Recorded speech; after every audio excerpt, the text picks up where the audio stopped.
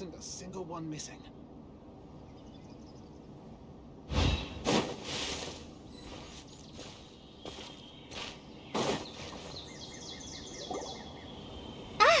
I've been waiting for you two.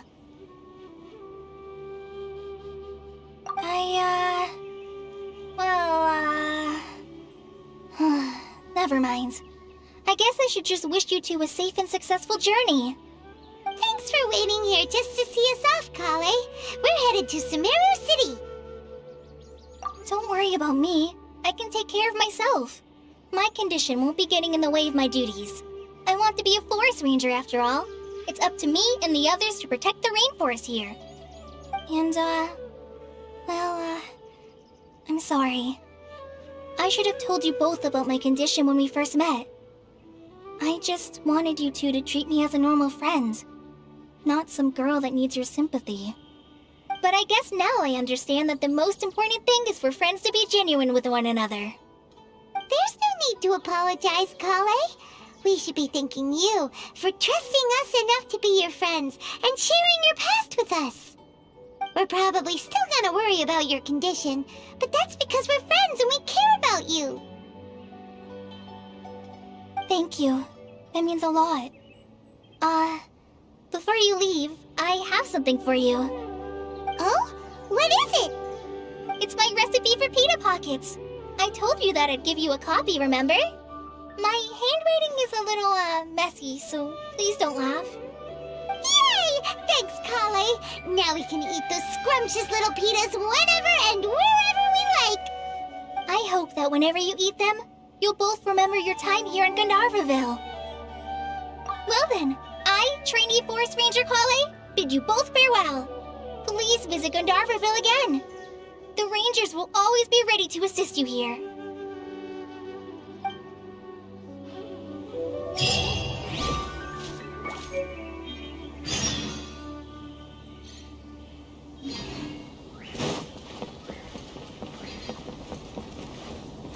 I'll have to grab a drink with Flame May when I'm back in the city.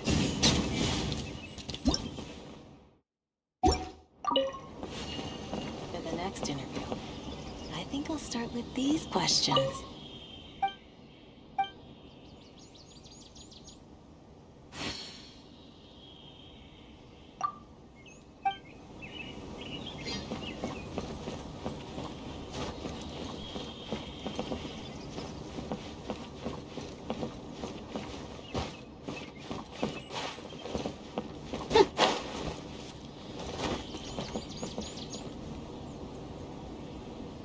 The rainforest is the best place to live.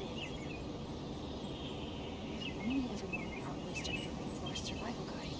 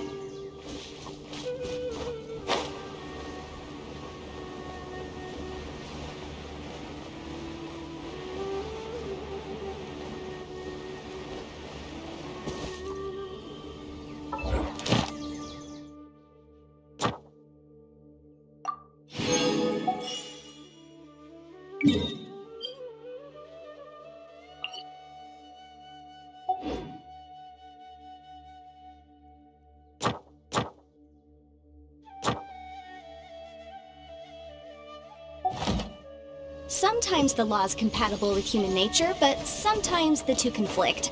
Balancing the two is a discipline in its own right.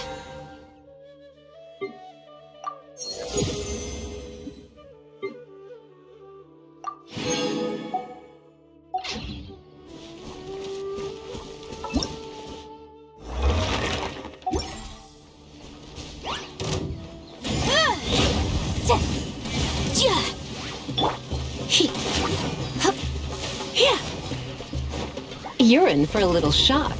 Blitz. Ha, he.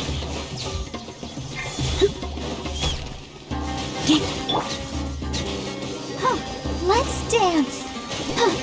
Go, Barbara, go! Hi.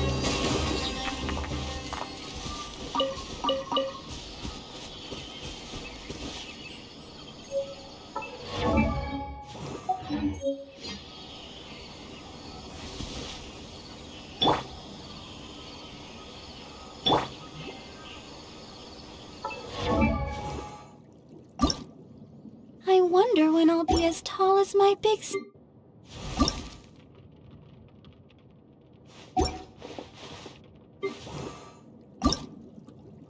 La da da da da da da da da da. Da da da da da da.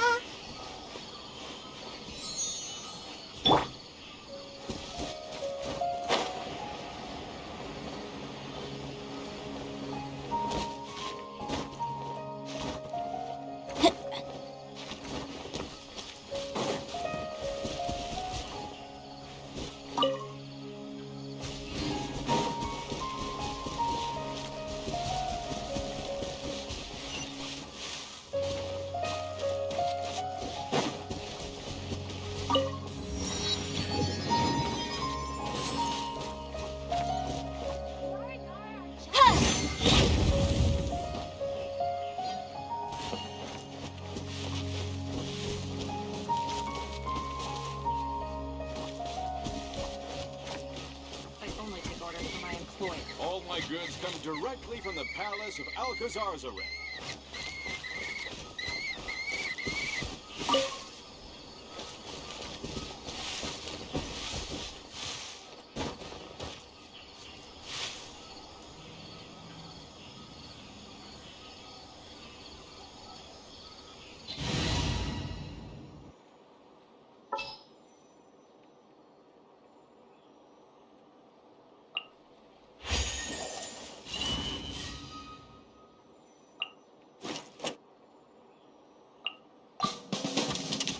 All right, team, let's...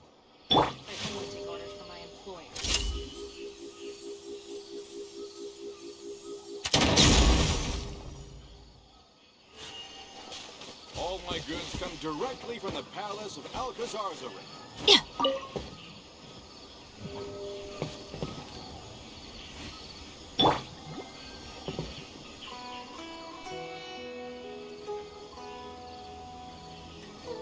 I only take orders from my employer.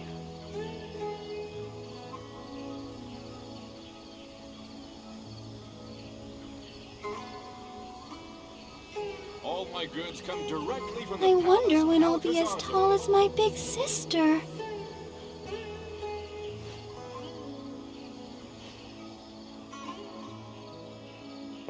I only take orders from my employer.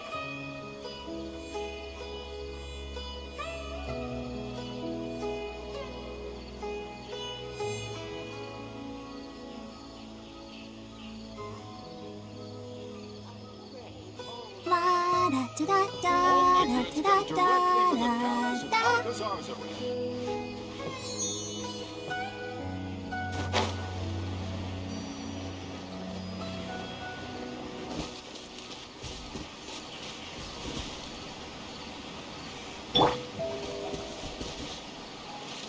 Stop right there!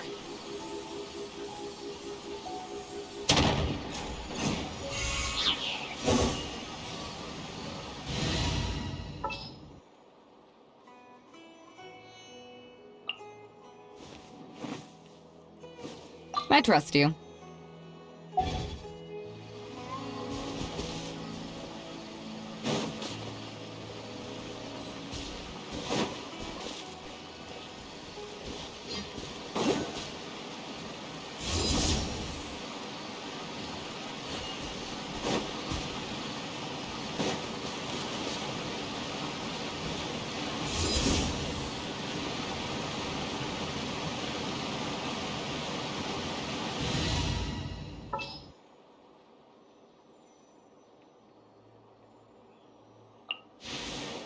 Here, let me help you.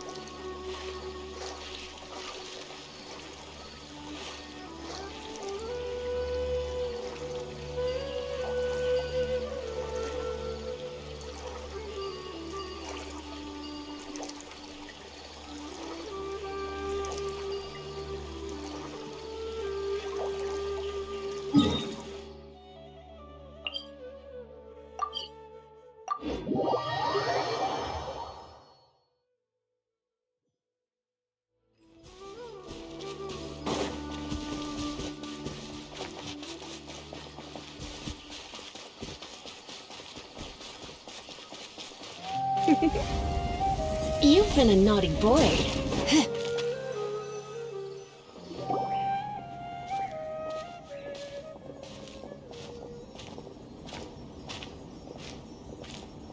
Sumeru City! We finally made it! Oh, did you see that? When those people entered the city, something on their heads lit up. One moment, please, you two. It appears this is your first time visiting Sumeru City. Oh, yeah, that's right. But how did you know that? Because there's currently no information on either of you in the Akasha.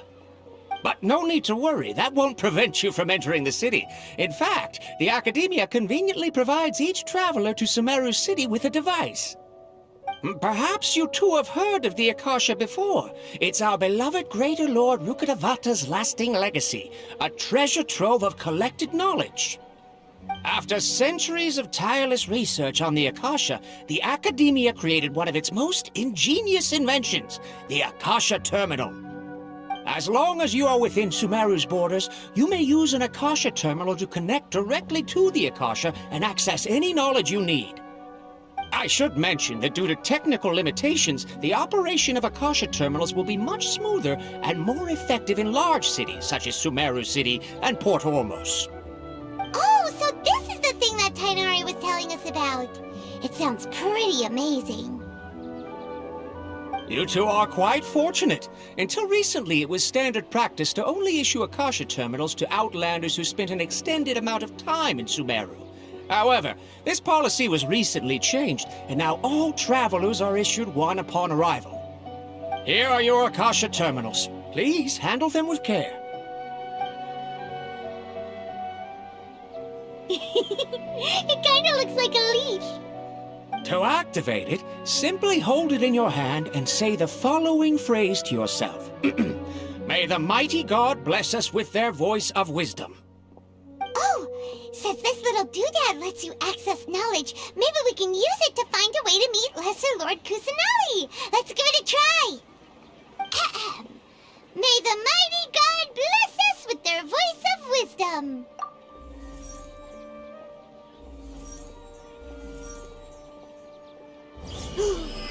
Whoa! Just now, something clicked, and Paimon suddenly knew how to use this thing. It seems all we need to do is concentrate on what we want to know, and bam! You get it. Oh, that'll come in real handy. Exactly. That is the power of the Akasha. And with that, let me officially welcome you both to Sumeru City. May the wisdom of the Dendro Archon always be your guide. Okay, now that we're in, we can check the Akasha about Lesser Lord Kusanali. Let Paimon try. 500 ago, the sages found a newly born deity from within some scorched ruins. The deity now resides in the sanctuary of Suristana. Seems pretty similar to what Kali was telling us. Okay, next, let's concentrate on asking how to meet her.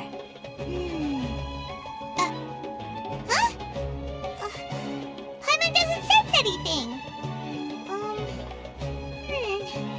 The Akasha didn't respond to Paimon's question. Oh, come on! Ugh.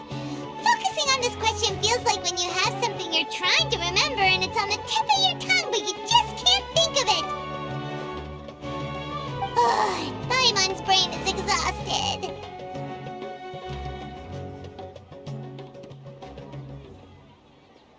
Oh, smart idea. But what are you going to ask it?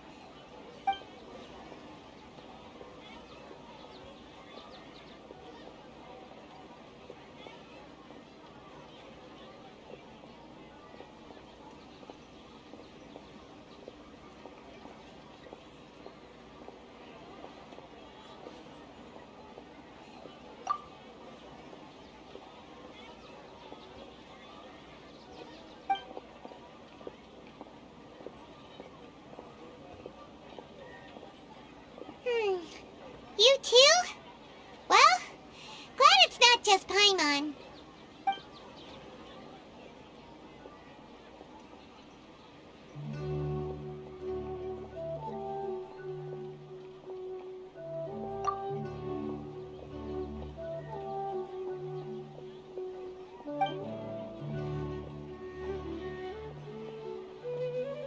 Huh. Could it be because we're Outlanders and we've only just arrived in Sumeru? You know, maybe we're not qualified to receive an answer to this sort of question or something.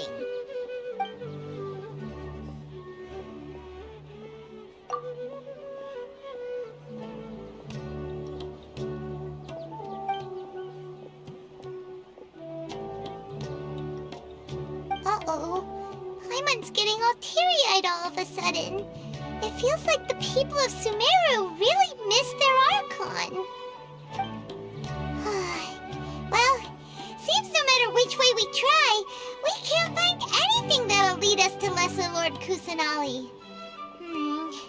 Guess our only choice now is to try meeting with the researcher that Tainari recommended. He's from Sumeru and even has a position in the Academia.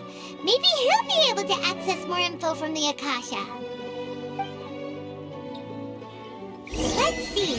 Tainari wrote an address on the letter's envelope. Oh, it's not far from the city's gate. Let's head up. All the cumbersome tests again. Hello, are you Rohawi? Yes, that's me. Can I help you? Great! You see, Tainari sent us here and... What? Tainari? Please, there's no need to say anything, really. Sure, I admit that the article I published last month wasn't my best work, and maybe the data didn't produce the most convincing results, but... Here! This is a letter from Tainari! Oh, let me see... Oh! Ooh, what a relief. You two nearly scared the life out of me. So, you two just have some questions for me? Seems even Tainari acknowledges my innate ability for procuring information. So, what is it you two would like to know? We want to meet with Lesser Lord Kusanali. Do you know a way we can do that? You mean you want to meet the Dendro Archon herself? This isn't exactly my area of expertise, but let me see what I can find in the Akasha.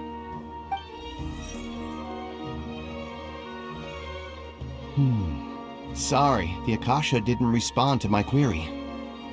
What? You too? But what about your abilities for getting information and all that?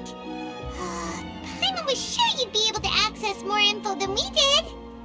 Well, as I said, this isn't my area of expertise. I am but a lowly researcher, so the Akasha doesn't see a need for me to know more about the Dendro Archon.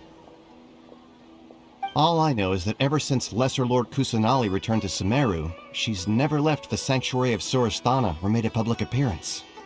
Huh. Then didn't expect her to be such a mysterious figure. The Dendro Archon is somewhat of a recluse.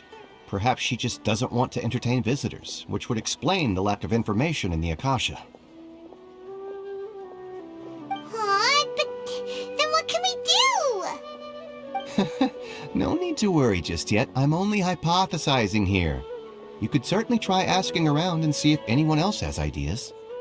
And besides, you two should consider the bright side of things. Not being able to see Lesser Lord Kusanali may not be a bad thing.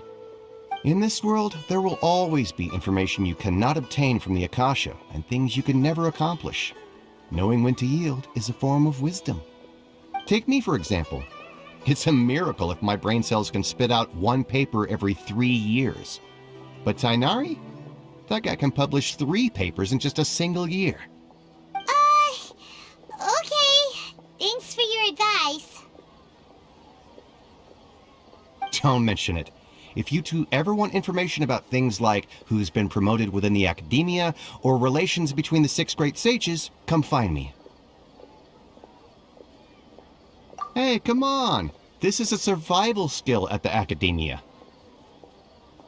Oh, Paimon's expectations were pretty low, but this is so low it's like digging holes in the dirt. So what do we do now? Even if we want to talk to someone, we don't know anybody here. Huh? Like who? Oh, you're right! Catherine! The Adventurers Guild has its own intel network. Let's hurry and find her. Watch out for pickpockets.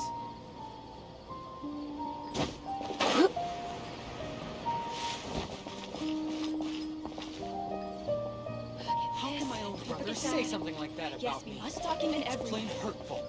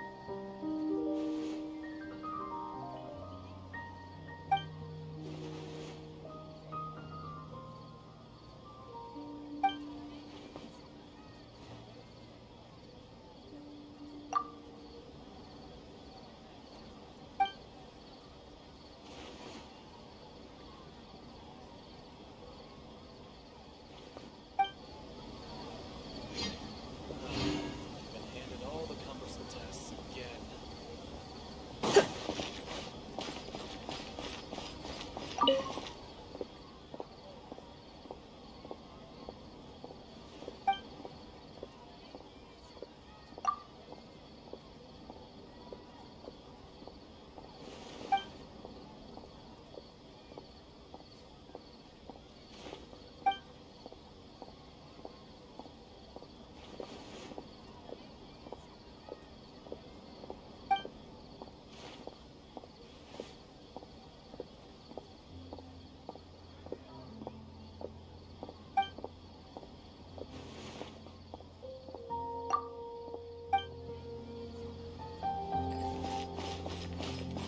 Watch out for pickpockets.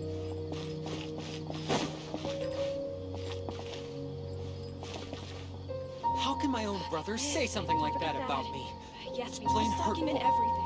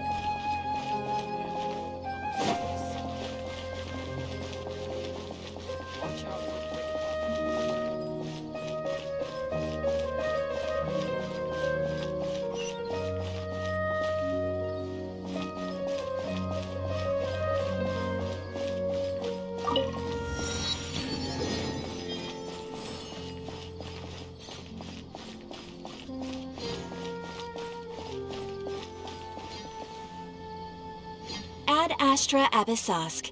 Hello, Traveler in Paimon. Catherine, we need your help with something.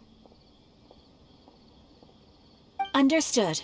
The Adventurers Guild is always ready to serve you. With what do you require assistance? We want to meet with Lesser Lord Kusanali. Do you know a way we can do that? You two wish to meet with Sumeru's Archon. Understood. Please wait.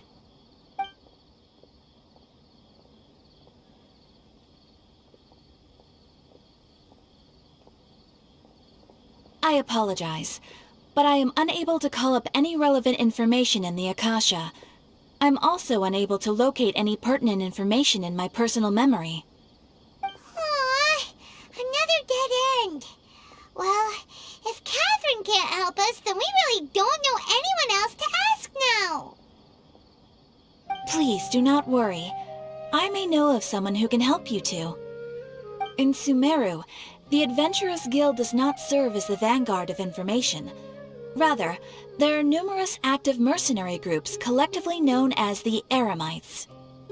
They take on various contracts and work all across Sumeru, so they naturally accrue intelligence.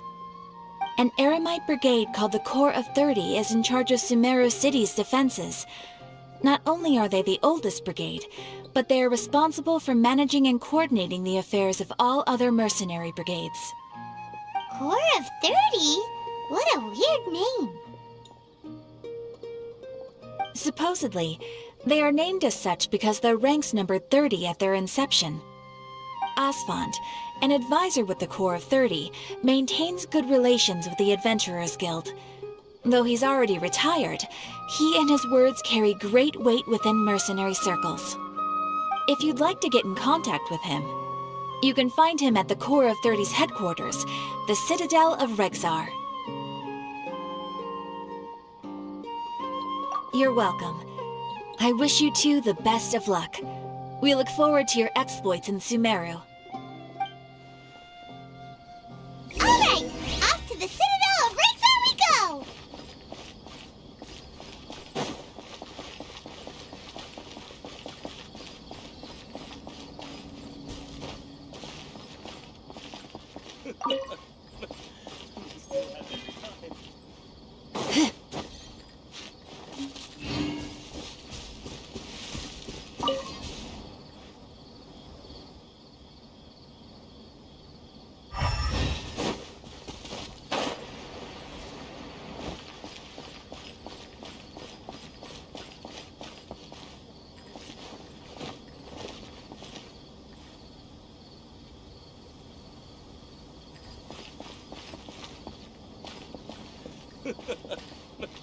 Makes me laugh every time.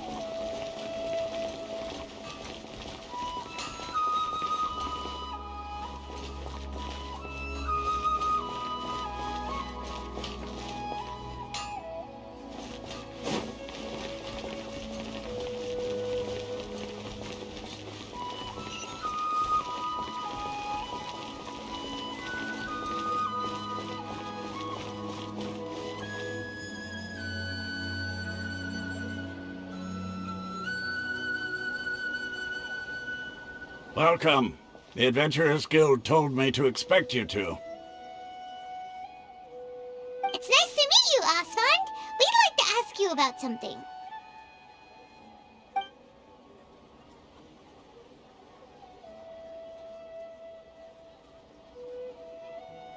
I see. So, Catherine's the one who sent you this way.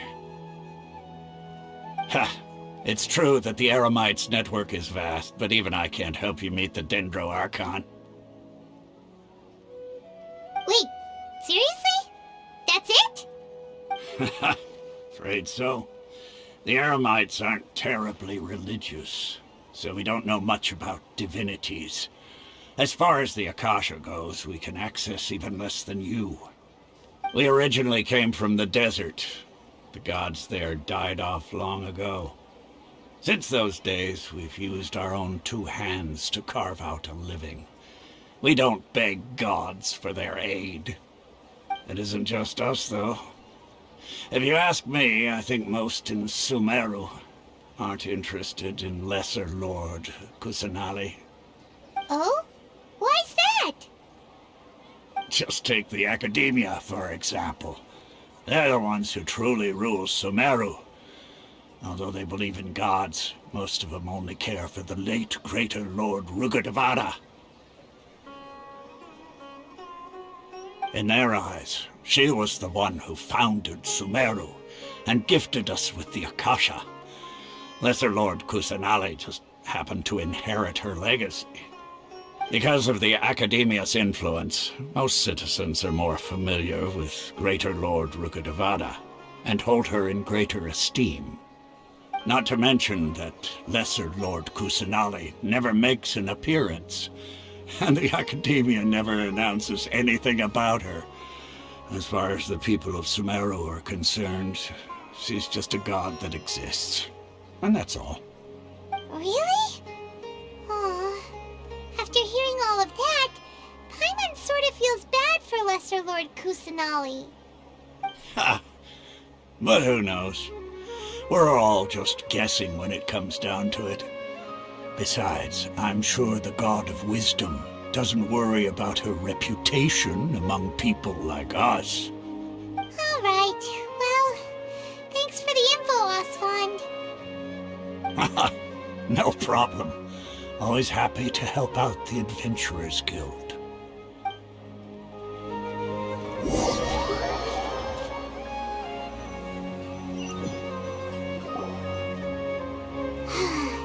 Seems Osfond was right about most people's attitudes here. Not only are they not interested in the Dendro Archon, they even say stuff like, if the Akasha doesn't think I should know, then I don't need to know about it. We've been asking for information non-stop ever since we got to Sumeru. But the harder we try, the more helpless everything seems. Isn't there at least one person in this entire city who cares about Lesser Lord Kusanali? Oh, you two are interested in Lesser Lord Kusanali? Huh? Who are you? From the sound of it, you two are Outlanders who recently arrived here. You've been asking around for information on Lesser Lord Kusanali, right? Oh, I'm sorry. I forgot to introduce myself. I'm Dunyarzad, one of Lesser Lord Kusanali's faithful followers. Whoa, really? Then do you know how we can meet with her? I'm afraid I can't help you with that. But your conversation earlier did happen to remind me of a legend about the Dendro Archon. Sure. It goes like this. Long, long ago, there was a man who heard a prophecy. It predicted that a great calamity was about to befall him. Panicked by what he heard, the man sought out the Dendro Archon in hopes that she would bless him with the wisdom to help him escape his predicament. The man journeyed across deserts and through rainforests and experienced tribulations of every kind. However, he still couldn't find any trace of the Dendro Archon. In despair, he thought, alas, the Archon has abandoned me. He then had no choice but to sorrowfully resign to his fate. Okay, and then what happened? And then, the calamity came. But to his own surprise, the man felt somehow emboldened by the trials of his journey. By relying on his own strength, he managed to overcome the adversity. At that moment, a bird perched upon his shoulder. This bird was, in fact, an avatar of the Dendro Archon. She said, "O Archon Seeker, do you now understand? She and her wisdom have long been found by you. Along your journey, we were in every flower and blade of grass, every ray of sparkling sun, and every breath of damp." Yeah, thanks for the story! Paimon feels all warm and fuzzy inside after that. In a way, it seems like this story is also one of the Dendro Archon's avatars. Dunyarzad, since you worship Lesser Lord Kusanali, can you tell us anything else about her? Of course. So did you two know that,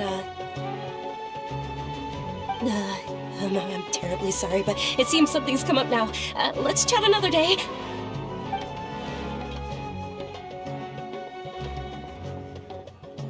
Hey, wait! What the heck just happened? It looks like they're searching for someone. Dunyarzad was acting super nervous just now. You think they're looking for her? This stinks! We finally managed to find a lead about Lesser Lord Kusanali! We can't let them get in the way now. Let's see if we can get rid of them. Then we can catch up with Dunyarzad. Hey, have you two seen a brown-haired girl wearing a purple top and a long blue dress? We're looking for her. Did she have bandages wrapped around her wrists?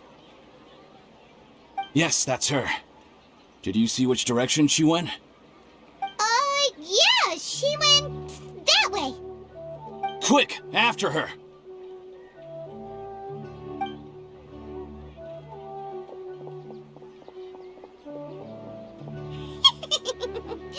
That should keep him busy for a while. Let's hurry and find Dunyarzad.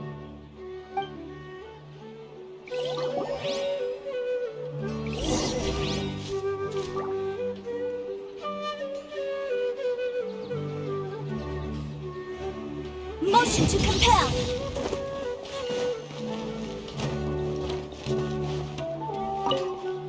Strange. Where'd she go? She couldn't have made it far.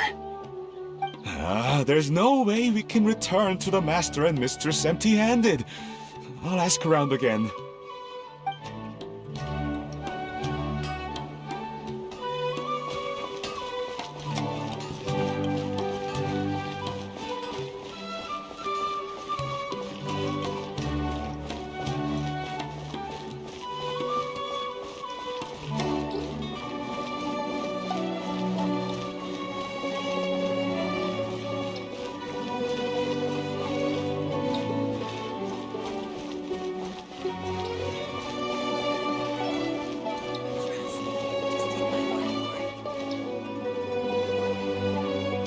Dunyarzad, we thought you might have been long gone by now.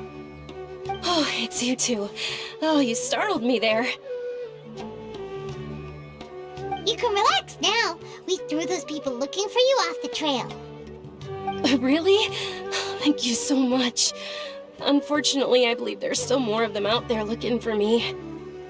Uh-oh, looks like there's some coming this way. Huh? More of them? Then what are we standing here for? Run! No, wait, my body isn't in the best shape. It's difficult for me to run. Okay, sounds good. There's a tavern on the other side of the port we can go to. They probably wouldn't expect me to hide in a place like that. All right, let's move out. Stay behind us. We'll keep an eye out for anyone looking for you.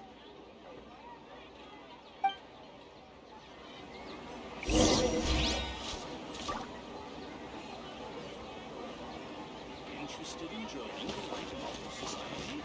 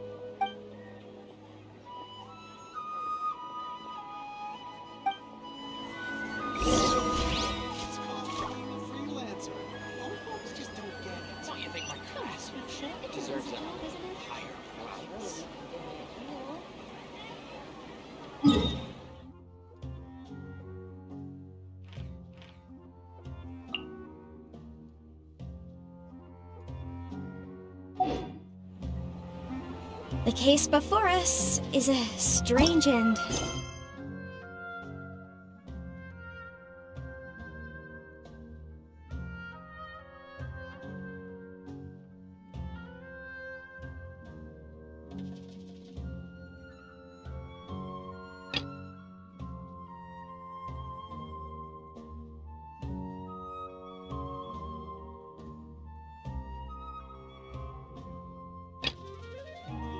Unprecedented one indeed.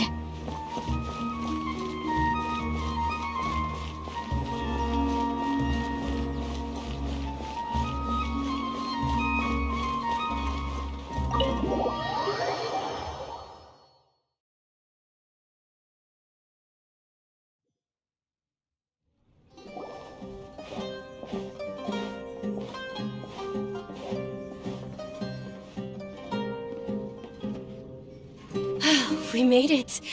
Oh, they shouldn't be able to find us now. Wait! Stand down, Dia!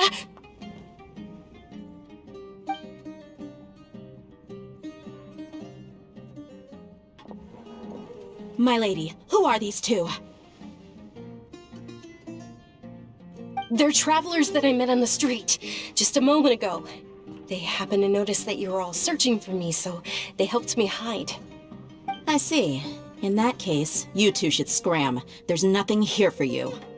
Wait a sec! Who the heck are you? And why are you shooing us away? I'm Miss Dunyarzad's bodyguard, here to see that she returns home safe and sound. My lady, let's get going. You've been gone for so long that your parents are worrying themselves sick. And if I refuse to go with you? It'd be easier for the both of us if you cooperated. But if you insist on not going, then I'll have to carry you like a sack of potatoes. Hey! Dunyarzad already said she doesn't want to go back. Why are you still pushing her? Stay out of this. You don't understand the situation. Sorry, my lady. Even though I'm your bodyguard, your parents are my employers. I have to answer to them. How much? Wait, what? How much more do I have to pay you to become your employer? So you never listen to my parents ever again. Double? A triple? Give me some time, and I'll get that much. My lady, this isn't about Mora. I don't know what you think of us Eremites, but let me say this. I like Mora, but I'll never go against my principles. That's why I'm here looking for you. Sure, it's an order from my employer, but my conscience was also telling me it's the right thing to do. And knowing your health, carelessly running around like this is gonna hurt ya.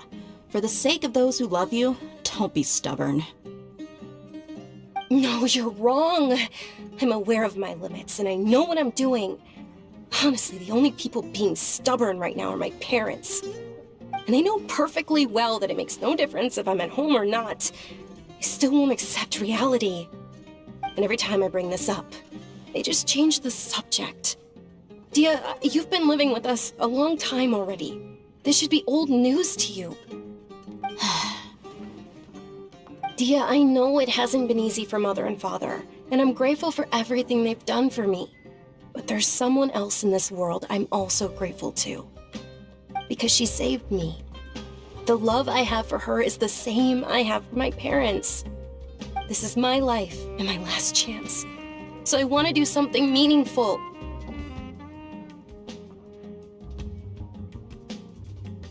My lady, are you sure what you're doing now is meaningful? Yes, I'm sure. At least, it is to me. Fine, I won't ask you to return home anymore. But let me make something very clear. I'm only doing this because I respect your determination, not because I agree with you. Thank you, Dia. Sorry for being so rude just now. My nerves were acting up. And I even brought up your payment in such an offensive way.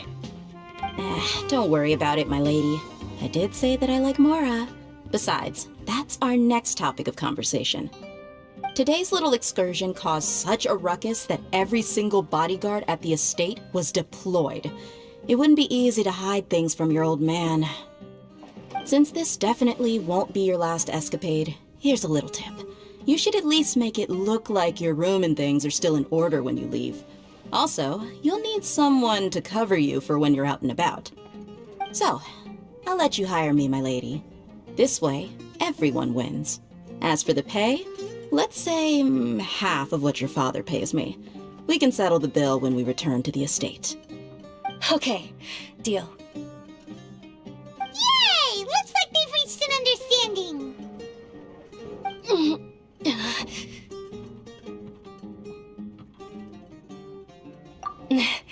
I'm fine, really. I just feel a little tired now that things have calmed down. My lady, stop trying to look tough. We're already in a tavern, so let's rest up and grab some grub. I'm sorry for worrying you two. If you don't mind, I'd like for you to join us. Sure! After you rest up, we want to hear more about Lesser Lord Kusanali.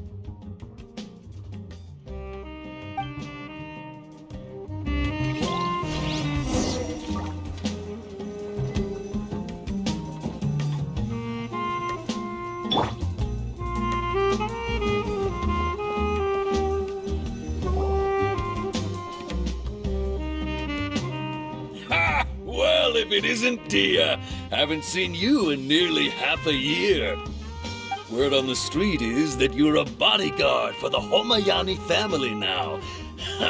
Don't you find that kind of work boring? Nah, you get used to it. How about a menu over here? You got it, huh? Isn't this little Miss Homayani herself?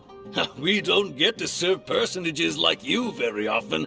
We'll be sure to prepare our very best. Thank you, sir, but there's no need. I don't have a lot of Mora on me, and I really ought to save as much as I can. But please bring these two the best food you have. They're my new friends, so I want to be a good host for them.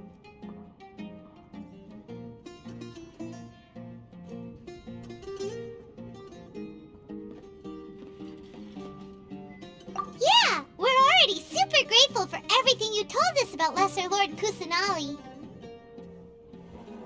How about our charcoal-baked Agelenach cakes? They're our signature snack, and they run cheap. Look, other customers over there are eating some now. They look kind of burnt. and dry. Paimon will pass.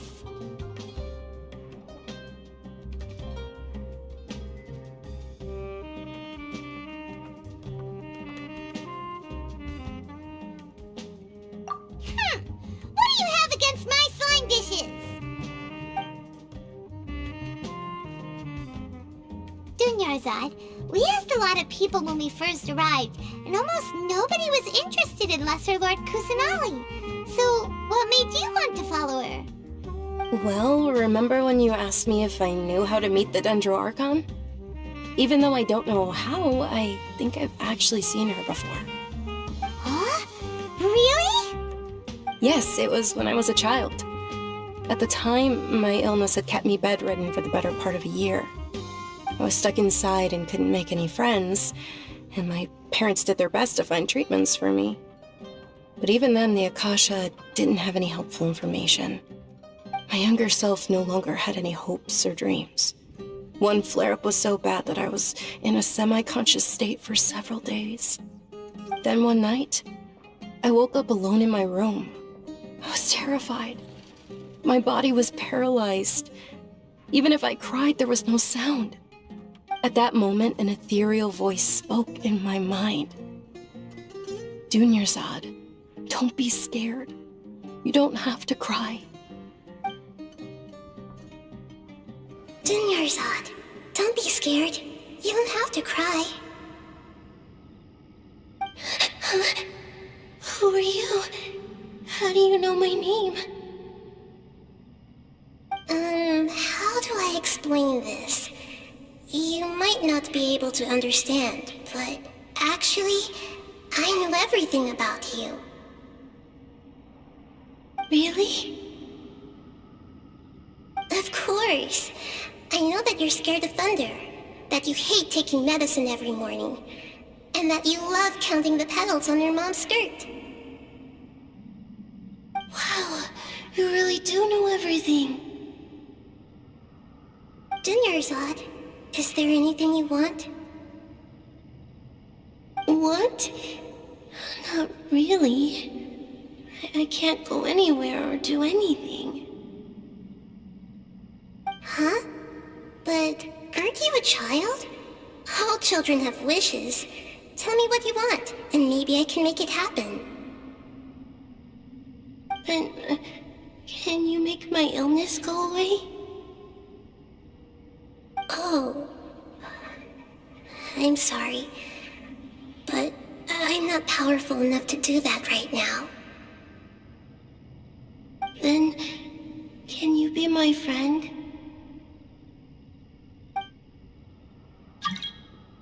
After that, the voice said, "Okay, I'll be your friend." Although my body was suffering during those days, that voice encouraged me and told me many wondrous things. Beyond my window was the flourishing Sumeru city.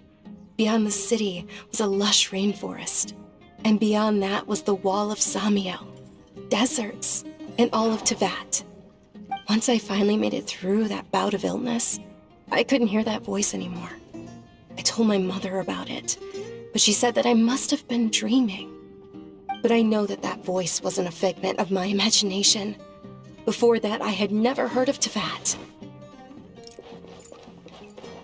Yes, for sure.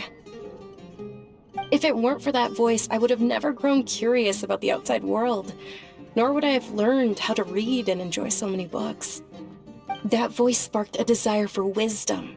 It had to have been the Dendro Archon. I've been hoping for a chance to repay her kindness.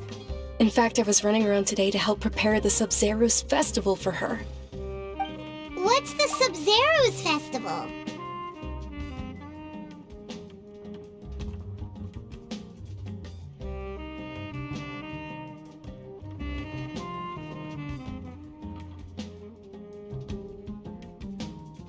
It's Lesser Lord Kusanali's birthday, which was the day that she was found by the sages.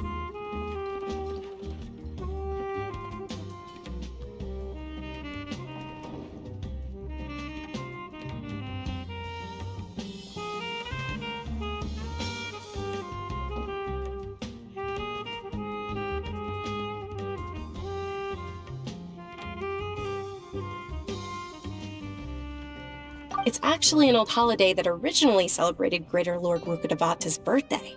When she passed away, the holiday eventually became a celebration of the Lesser Lord's birthday. I heard everyone was overjoyed when they welcomed her back to Sumeru.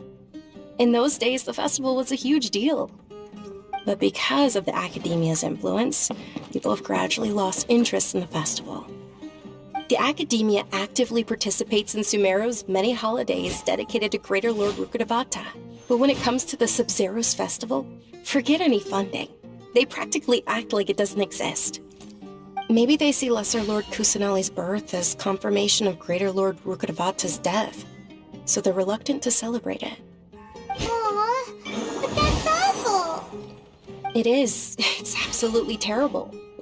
Sure, the Greater Lord founded Sumeru, but hasn't Lesser Lord Kusanali been the one quietly protecting us for the past few hundred years? Just remember that we're still out in public. Don't get too carried away now. I know that people over by the Grand Bazaar still hold the Sub-Zero's festival to this day, but I hadn't met any of them before, so I was never able to contribute.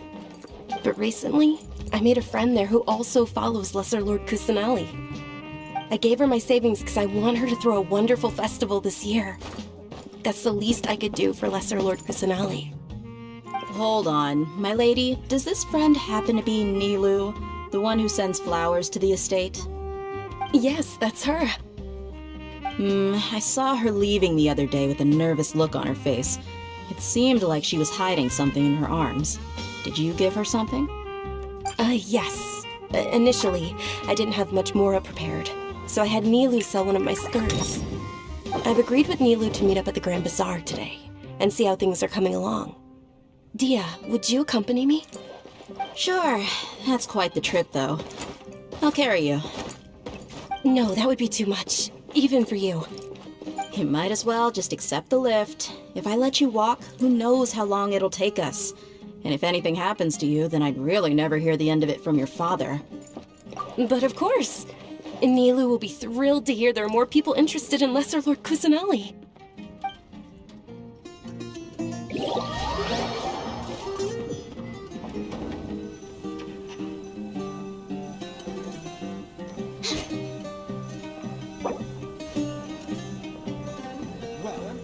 Your perspective is just television. The cart before the horse.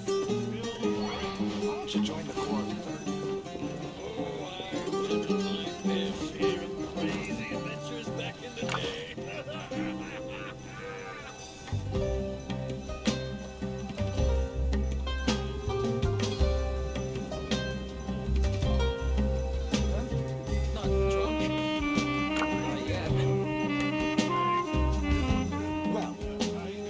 Perspective is just television. Your theory is just putting the cart before the horse.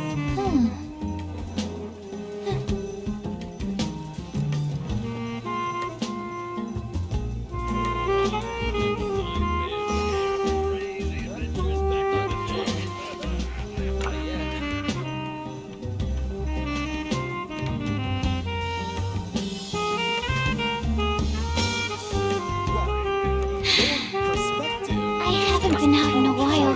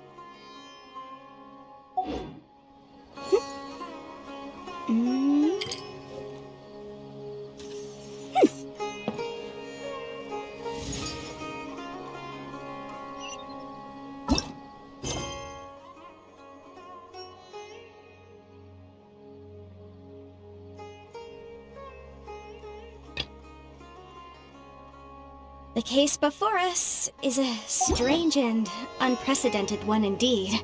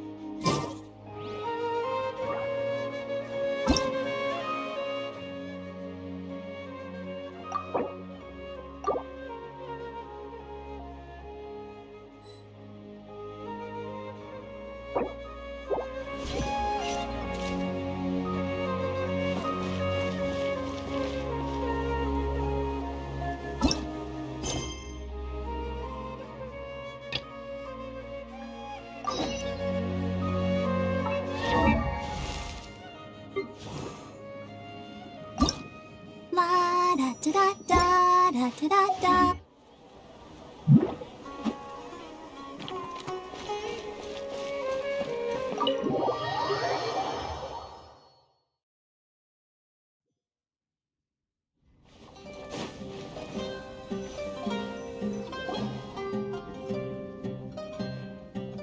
Ha! Well, if it isn't Dia. Haven't seen you in nearly half a year. Word on the street is that you're a bodyguard for the Homayani family now. Ha! Don't you find that kind of work boring? Nah, you get used to it. How about a menu over here? You got it. Huh? Isn't this little Miss Homayani herself? We don't get to serve personages like you very... Thank you, sir. But please bring these two the best food you have. They're my new friends, so I want to be a good host for them. Wait, we're paying for ourselves now? Aw, Paimon kinda wanted to try something fancy, but we aren't exactly loaded. Guess How about our charcoal-baked Agelenach cakes?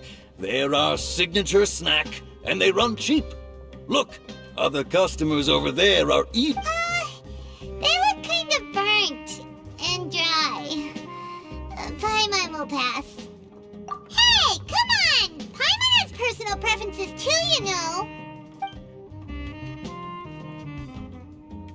Dunyarzad, we asked a lot of people when we first arrived. Well, remember... Huh? Yes, it was... I was stuck inside and couldn't make any friends.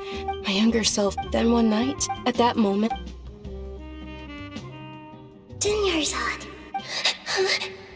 Who are you? Really? Of course. Wow. Dunyarzad. What? Huh? Then... After that, although beyond my wit, once I finally... But I know that that voice wasn't a figment of my imagination.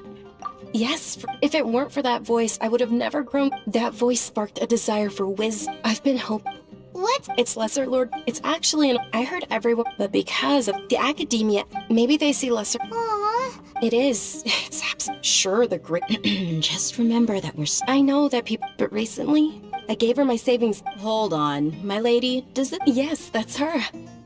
I saw her leaving the other day with an... Yes. I've agreed with... Sure, that's quite the trip, though. No, that would be... You might as well just accept the lift. If I let you walk, who knows... But of course. Nilu will be through...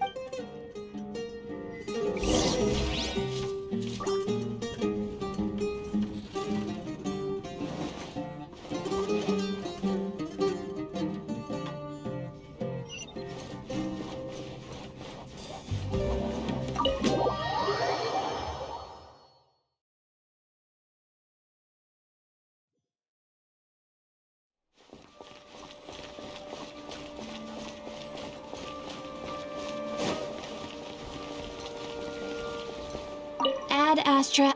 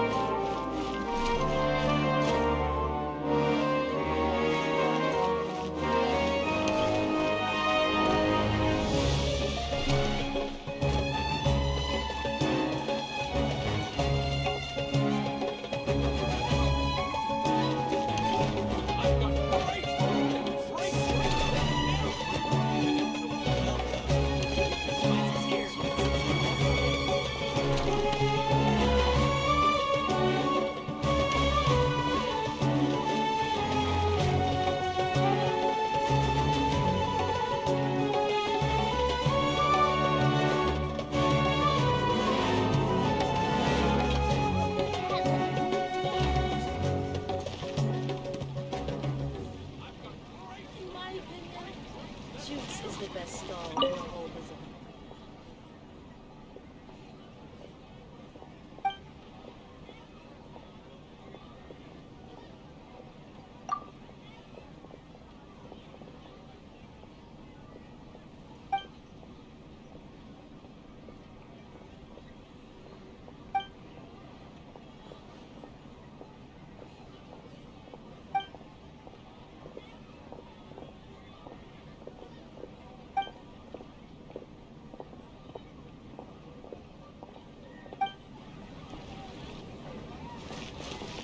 I wonder if the treasures I discovered in my youth might have been left by greater Lord Rukkhadevata.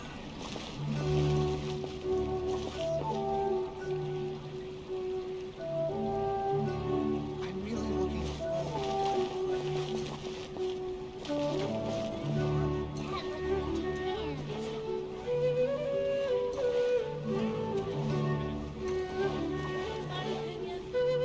I wonder if the treasures I discovered in my youth might have been left by greater Lord Rukkhadevata. It's time to apply for a new budget.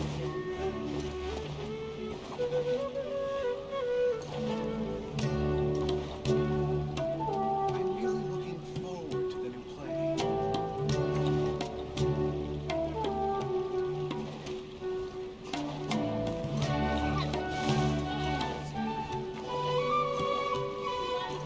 I wonder if the treasures I discovered in my youth might have been left by greater Lord Rukkhadevata.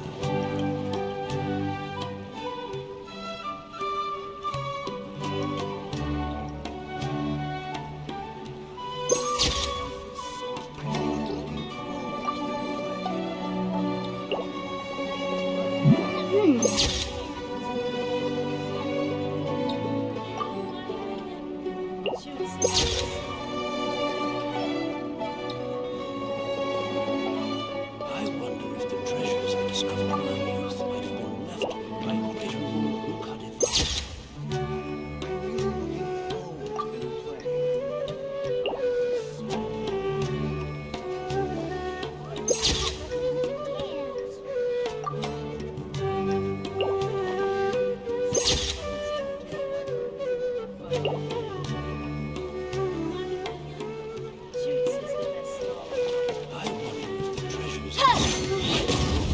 left by greater Lord Rukkhadevata.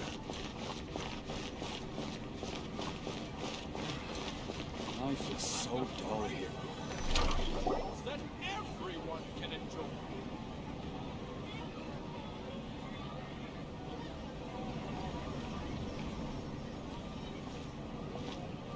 Sorry I'm late, Nilu.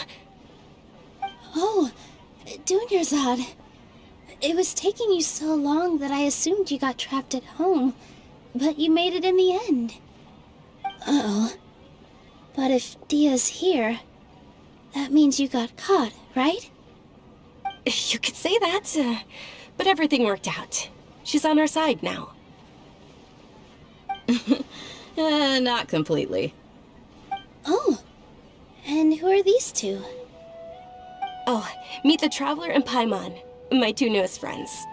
They're visitors who just arrived at Sumeru City and are looking for information on Lesser Lord Kusanali.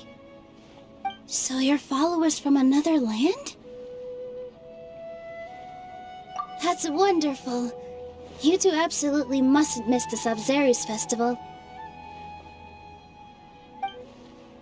By the way, Dunyarzad, we've already started decorating the Grand Bazaar. It looks spectacular, thanks to your generous contribution. You're very welcome. It's the only thing I could do. Do you still have enough Mora? Probably? But don't sweat it. We've already finished renovating the stage. Come on, I'll show you.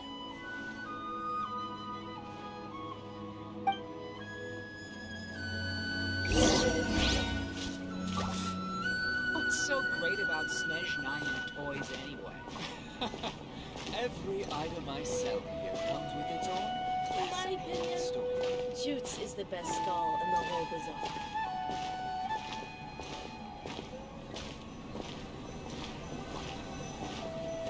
Welcome. Get your spices here. I wonder if the treasures I discovered.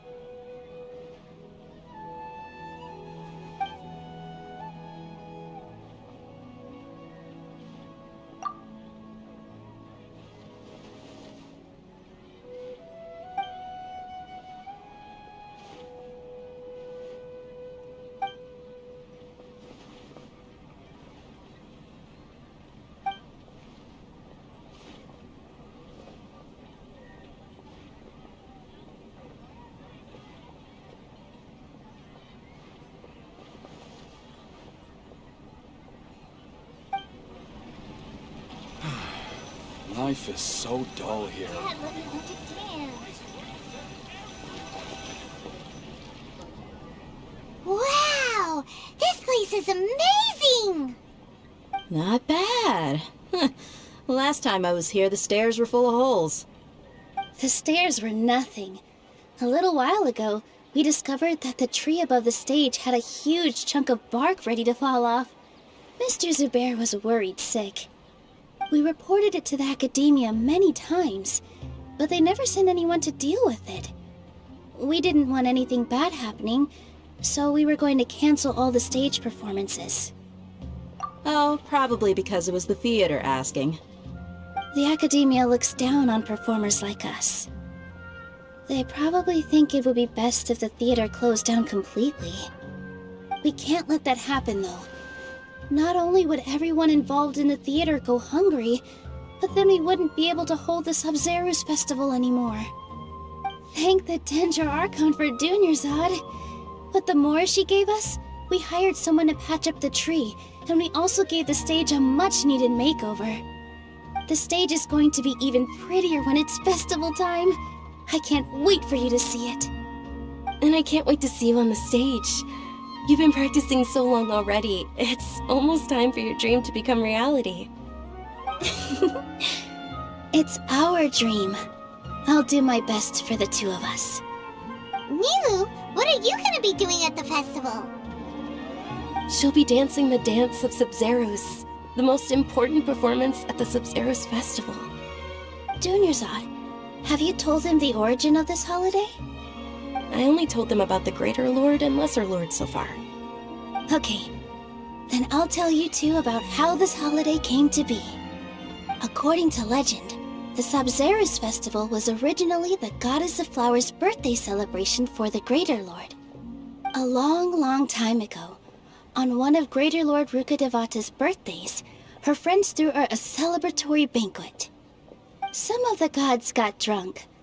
One started playing music, and the Greater Lord started singing, so the Goddess of Flowers began to dance. As she danced upon the grass, countless beautiful parisaras began to bloom wherever she stepped.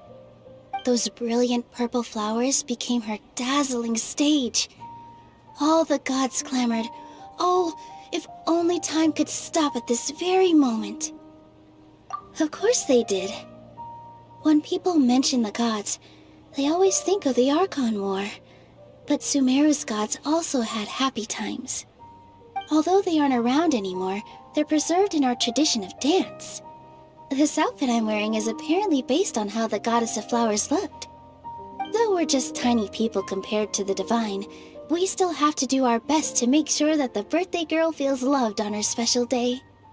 Nilu, you of all people will definitely be able to convey our well wishes to the Dendro Archon. I also noticed that you went the extra mile and scattered Padisaras around the stage. They symbolize the Goddess of Flowers, after all. It's just a shame that all the real Padisaras went extinct after her death. Yeah. The Greater Lord brought forth Padisaras in memory of the Goddess of Flowers, but she ultimately could never truly replicate that beautiful purple. Thinking about the Goddess of Flowers dance makes me wish I could have seen it. If my stage were anything like that, I'd be thrilled if I had just two real Padisaras on the stage. So, Traveler and Paimon, what do you think? Interested in the Sub-Zerus festival? Will you two be coming? All of Lesser Lord Kusanali's followers will be there for her birthday. It'll be a good opportunity for you to learn more about her.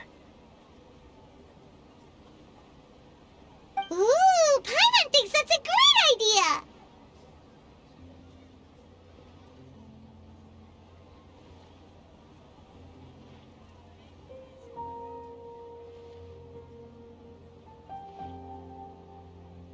Of course Paimon wants to watch. Those two things aren't mutually exclusive, you know. So how about we all attend the Sub-Zerus festival together? Dunyarzad, let me show you which stage decorations we've picked out so far. Traveler and Paimon, if that doesn't sound interesting to you, then feel free to explore the area. Everyone at the Grand Bazaar loves Lesser Lord Kusanali, and we're all looking forward to the Sabzeruz festival. In that case, we'll take a look around.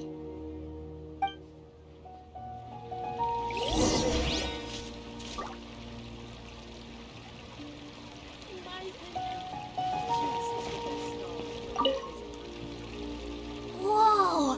What's with your yellow hair? And why do your clothes look so funny? Are you an Outlander? Did you know that the Sabzeruz festival is about to happen? There'll be loads of fun things to do at the festival. But the best part is when Ferris, the Knight of Flowers, passes out candy to everyone.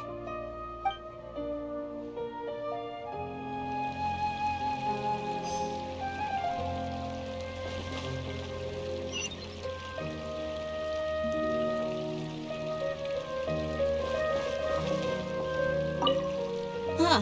Revamping the stage for the festival couldn't have been easy, that's for sure. I bet this year's festival will be one to remember. I don't know much about the Grand Bazaar, but I do know that the residents here have a penchant for song and dance. Two things that the academia doesn't particularly approve of. Oh, and the perfume sold around here is a lot better than what you'll find elsewhere. The fragrances are longer lasting and they're gentler on your skin and... I mean, that's what I've heard at least.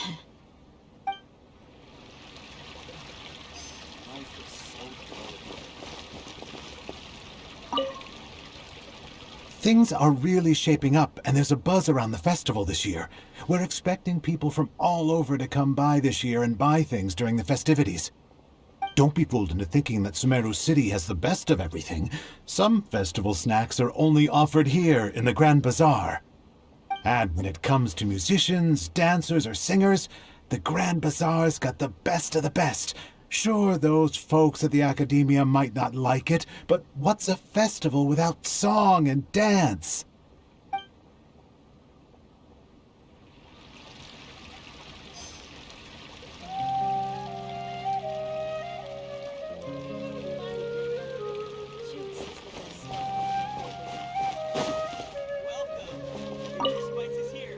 Ah, dancing at the Sabzeruz festival.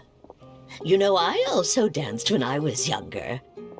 As a child, I even asked my grandmother why we performed the dance for the Lesser Lord when it was originally done to honor the Greater Lord. My grandmother said that Greater Lord Rukkhadevata is a beloved deity and honored by all. And Lesser Lord Kusanali is too. If the Goddess of Flowers ever knew Lesser Lord Kusanali, then she would certainly have wished to be her friend and hold celebrations for her too. The Sabzeruz festival has been losing its appeal over the years. That is, until a wealthy benefactor stepped in this year and brought the festival back to life. I heard she forked out a lot of mora to make it all happen.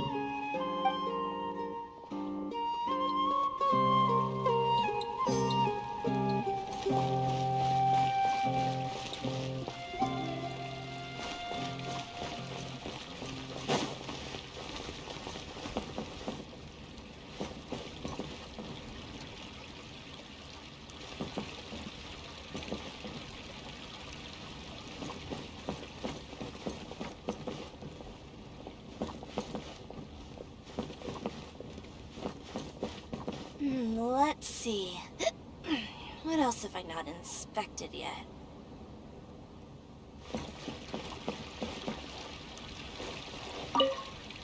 Nilu, your outfit looks amazing. There's also something different about you from when we first met up. I thought I'd add a little extra pizzazz to my dress for the festival. See? Wow, did you sew all that yourself? Uh-huh. Sewing is a fundamental skill for everyone in the theater company because we make all our own costumes. Did you know that Mr. Zubair not only can make costumes, but props too? I've noticed that you can't keep your eyes off this crown. Would you like to try it on? May I? Of course. The legends say that the goddess of flowers had beautiful horns on her head, so this crown was made to reflect that. Dunyarzad, you look absolutely stunning with it on. It's like I'm looking at the goddess of flowers herself.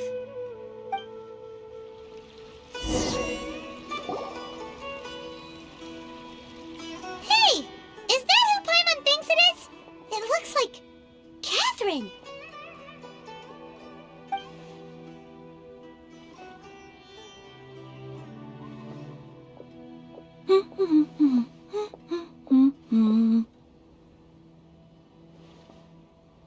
Huh. Come to think of it, Paimon's only ever seen her behind the counter at the Adventurers Guild. This is the first time we've ever seen her taking a break. Hey, Catherine! Huh? Oh, hey! It's the Traveler and Paimon!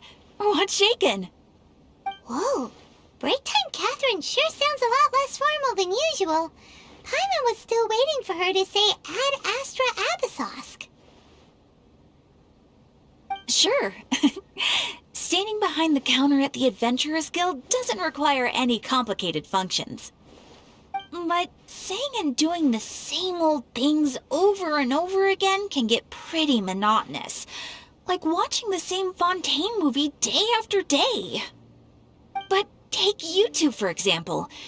You travel across Teyvat to enrich your lives and gain new experiences. Well, we enjoy traveling across Teyvat and all that, but we're mainly looking for clues about her brother.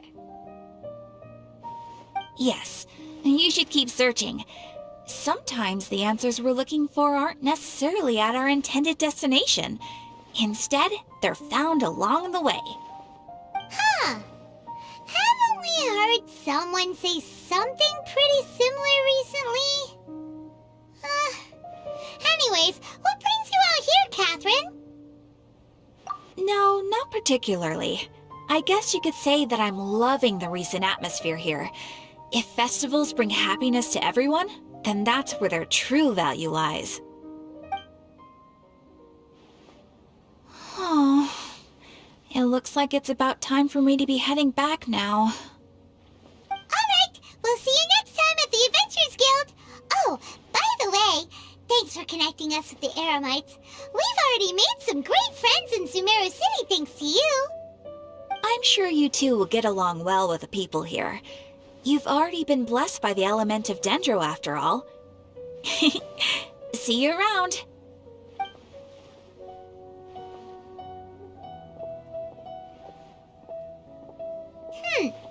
There's something really different about Catherine today.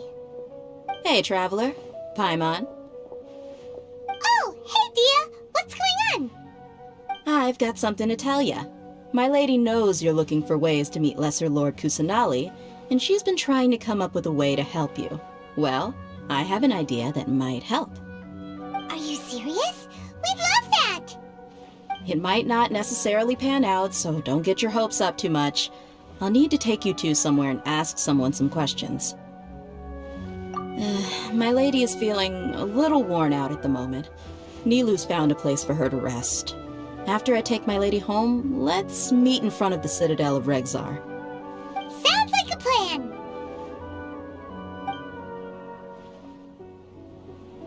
Let's head over to the Citadel of Regzar and wait for Dia! Life is so dull here.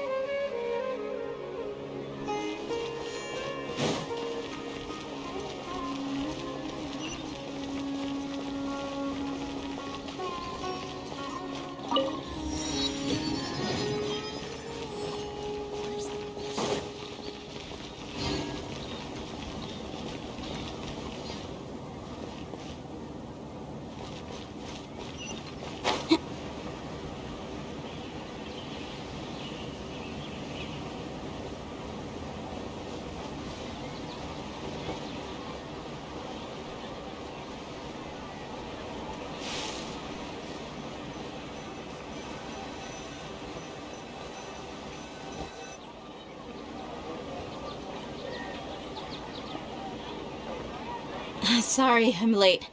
It took some convincing for the Master and Mistress to believe that Miss Dunyarzad was only sitting in the port for a while because she was in a bad mood. Anyway, I guess I should be thanking you. I haven't seen Miss Dunyarzad that happy in a long time. If it wasn't for you two, she probably would have been caught and dragged back much earlier. You sure sound a whole lot nicer than when we first met, Dia. Who would have thought you had such a soft spot for Dunyarzad? It's called being a professional. I'm a bodyguard, and I work for whoever's paying. Look, Dia's blushing. Listen, you two. I don't expect to be working for Miss Dunyarzad very long, but I hope to finish things on a positive note if possible. Let's cut the chit-chat and head into the Citadel. We'll see if the person I know has a way for you two to meet with the Lesser Lord.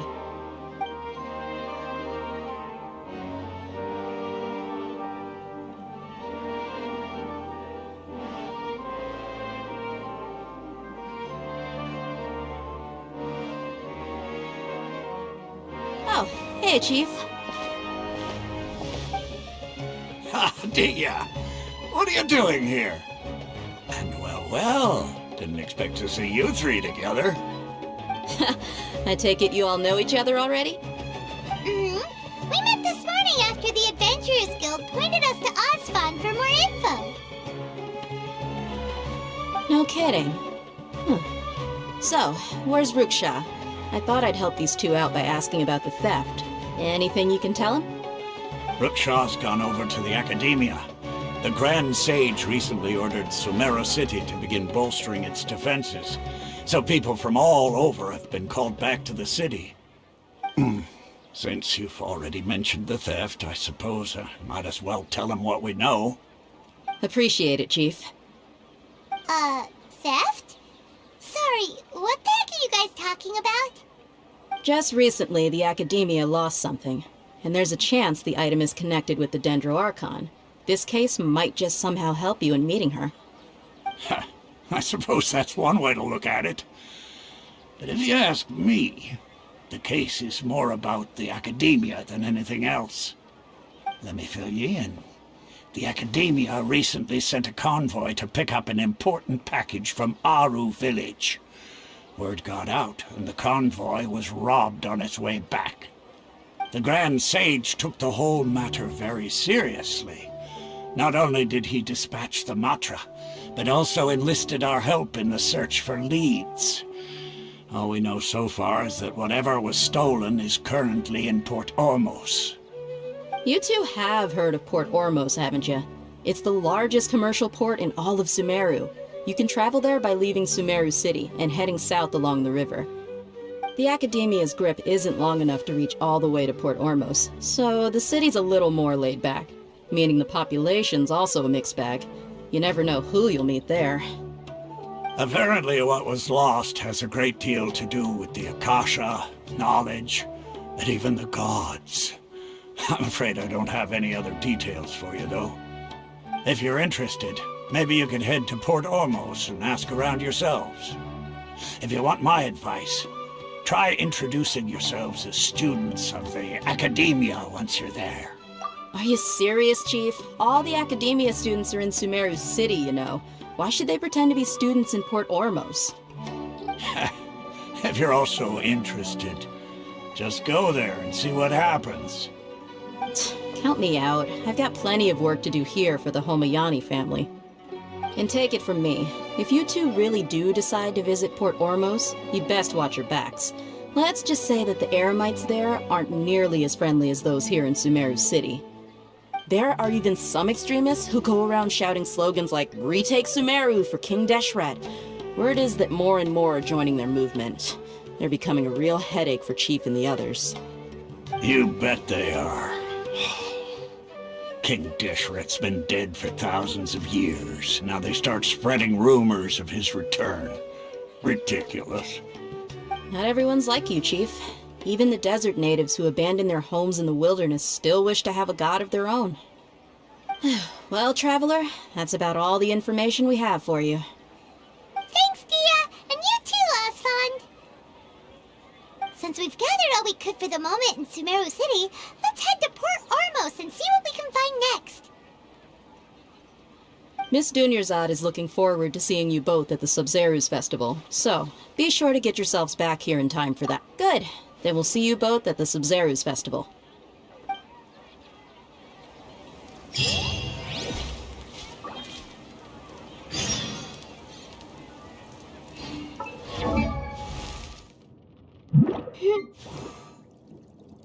La da da da da da da da da da.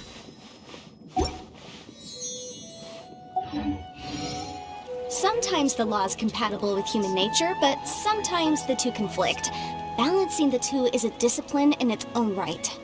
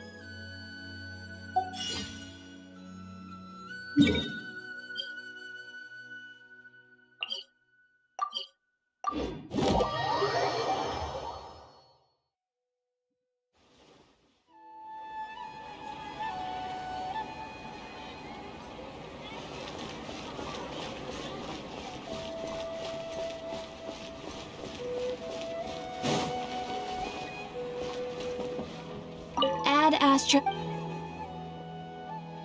Thank you for completing today's. Don't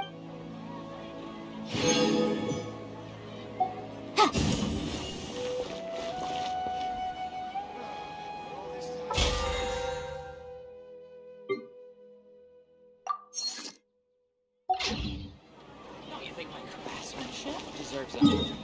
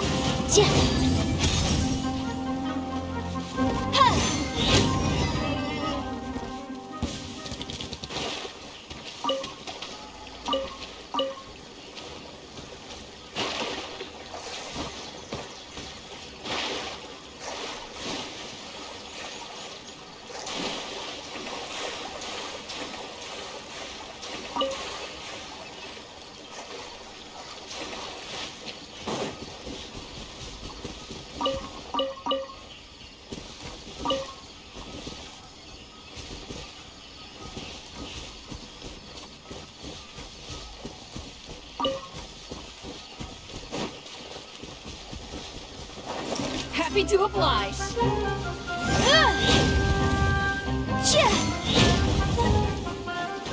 Yikes!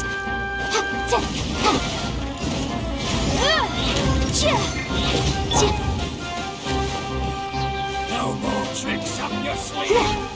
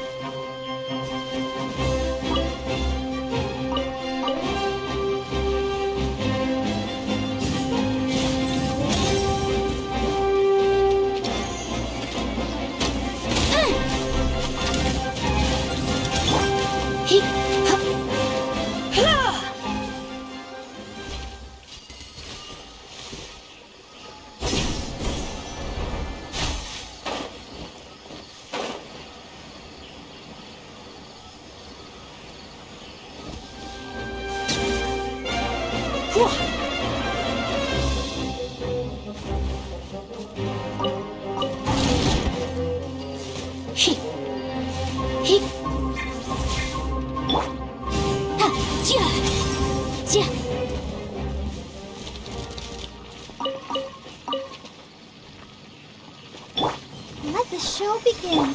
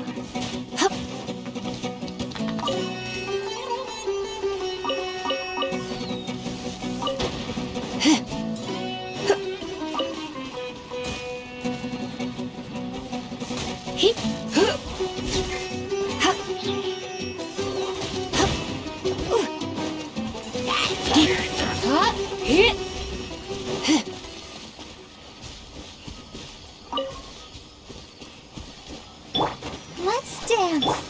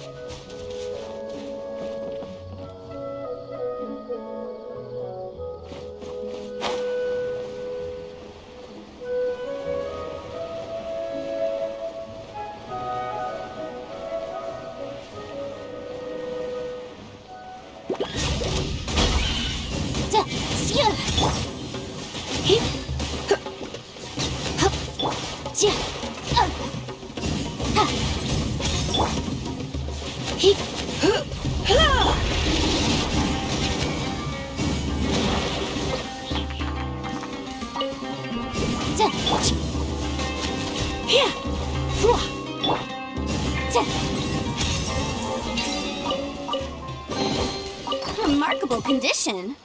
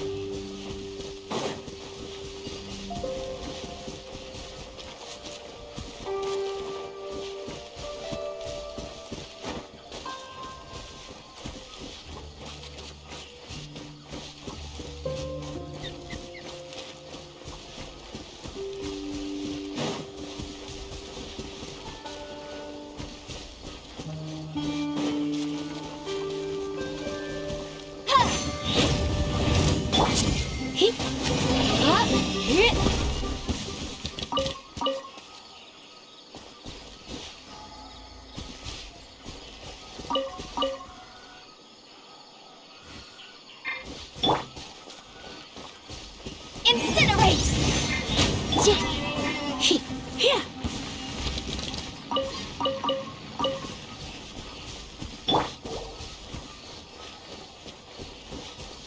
Boom boom!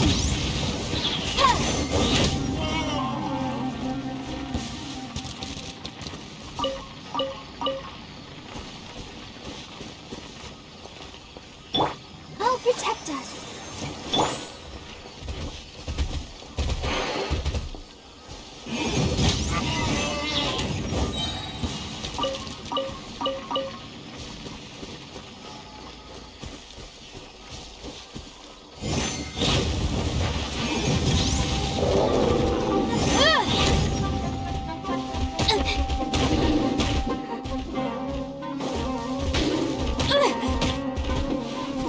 Incinerate!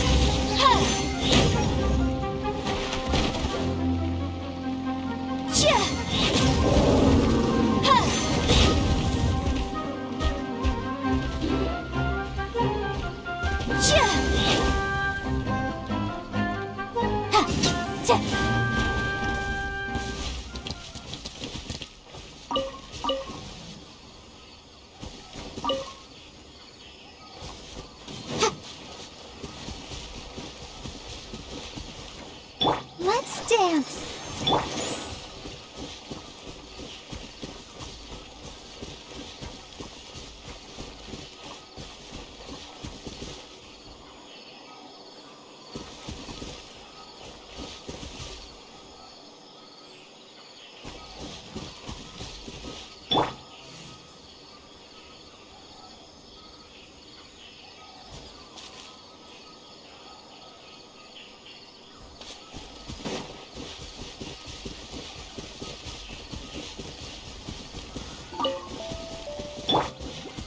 I'll protect us.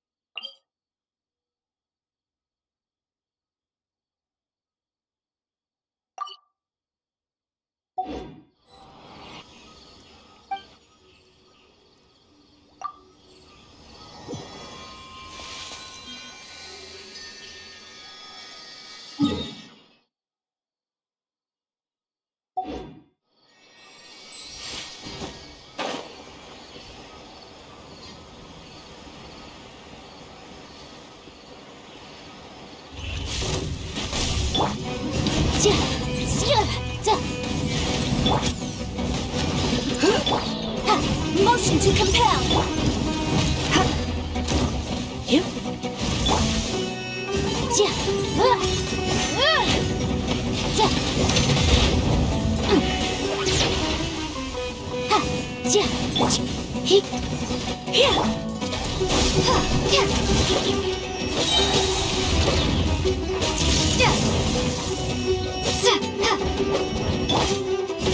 Incinerate! Yikes!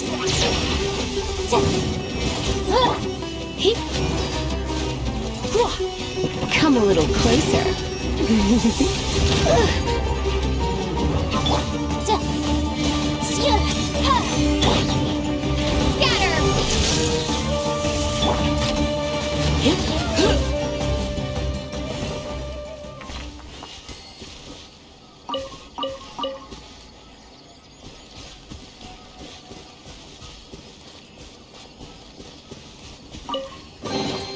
No pain, no gain.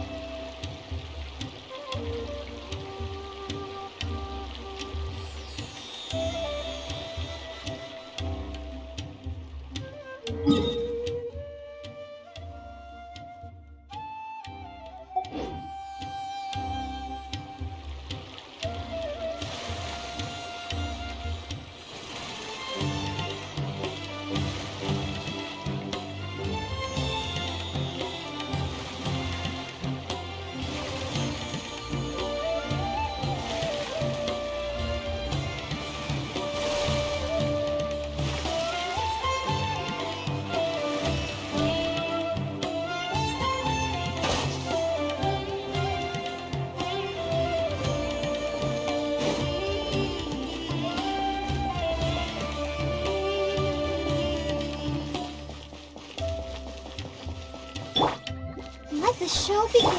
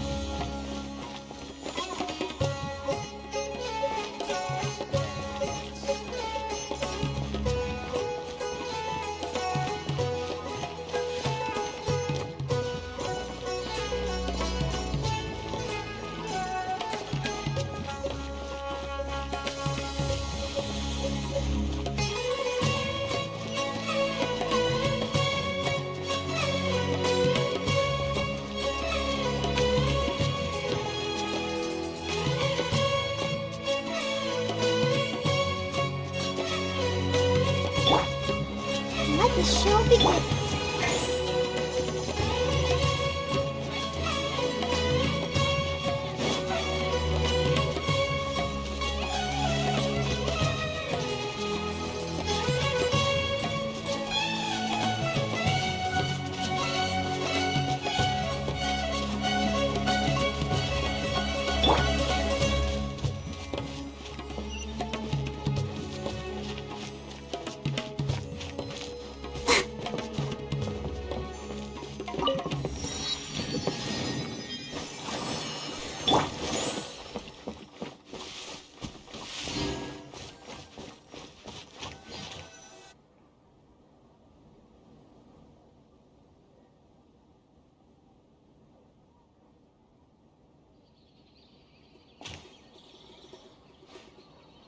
Come and have a good look yourself.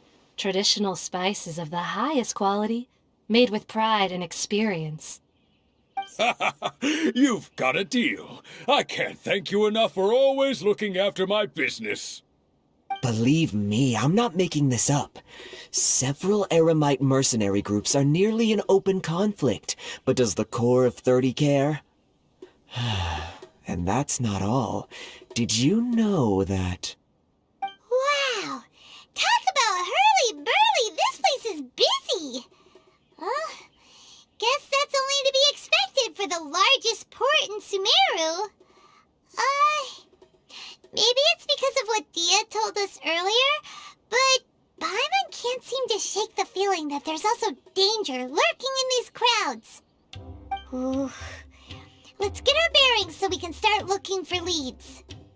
We know that whatever the Academia lost is related to the gods. But other than that, we don't have much else to go on. Osford told us to try posing as Academia students while asking around. Paimon checked the Akasha on the way here, and the Academia doesn't seem to have any research facilities in Port Ormos. Paimon doesn't get it. Won't we look even more suspicious going around saying we're Academia students and asking about the stolen item? Well, given all the people that come through here every day, if there's any information to be found, Paimon bets we could find it in the market. Let's ask around and see what we come up with.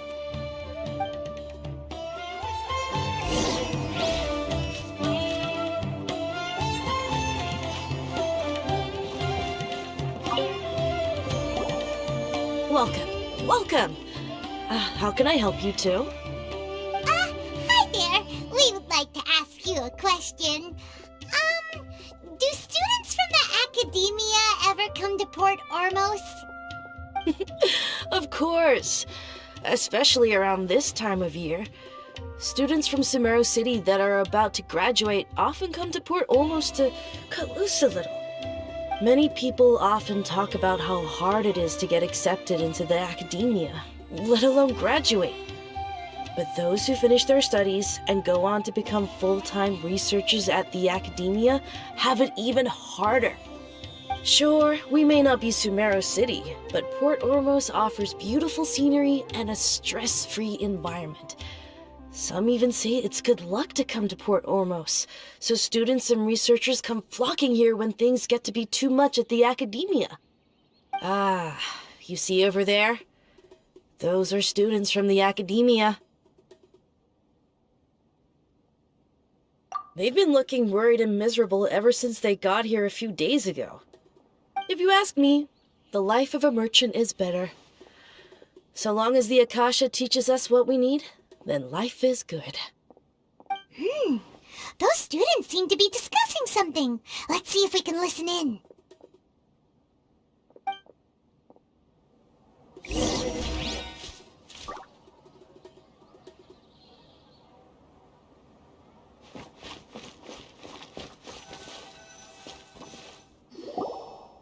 It's no good. I've tried asking around, but I haven't been able to learn anything useful. Not to mention that a bunch of scary-looking Eremite mercenaries have been posted along the streets now. There's been a lot of fighting between the different Eremite factions in Port Ormos. If we choose to move on our own, then it would be wise to steer clear of them. Especially the group that's constantly shouting some stuff about King Deshret and some resurrection. I've even heard that the Citadel of Regzar is starting to get fed up with them. What was that group called again? Ein something or other? They're called Ein El Ahmar. Today, I heard that the thing we're after might be in their possession at the moment. Wait, come again? Don't you see? Many of the Eremites in Port Ormos deal with trading this kind of thing. They're usually pretty wary of outsiders, but not so with students of the academia. It's because the kind of goods that students are looking for aren't the kind of goods that Eremites are after. As long as they know you're a student, then deals can be made. I've heard that Ein El Hakmar likes to set up shop at the Jafar Tavern. Supposedly, if you're willing to part with 500,000 Mora, they'll give you info on anything. Wait, did you say 500,000? If information alone costs that much, then how could we ever afford to buy what we're looking for? I guess we might as well give up on trying to graduate this way.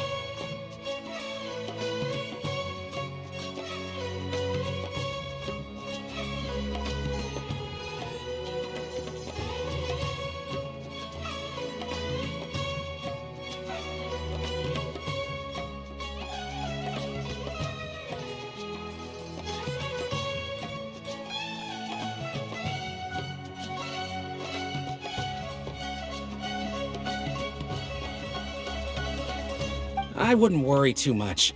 Our field of research is very niche. Who else could possibly be after that kind of shady knowledge? I bet it's practically worthless to anyone aside from us.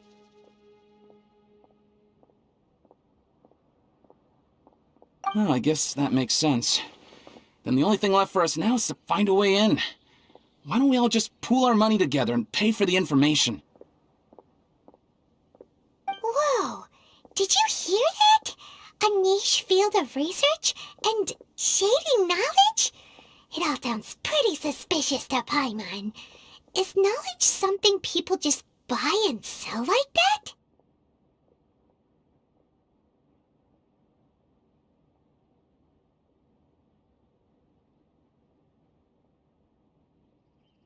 So, what's your plan?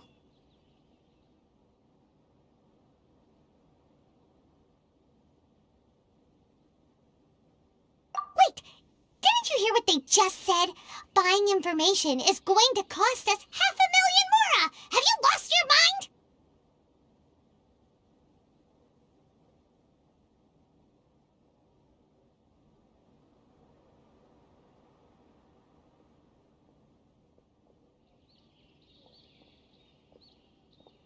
Oh, all right. Paimon never thought she'd agree to parting with that kind of Mora. But if you know what you're doing, then we should give it a shot.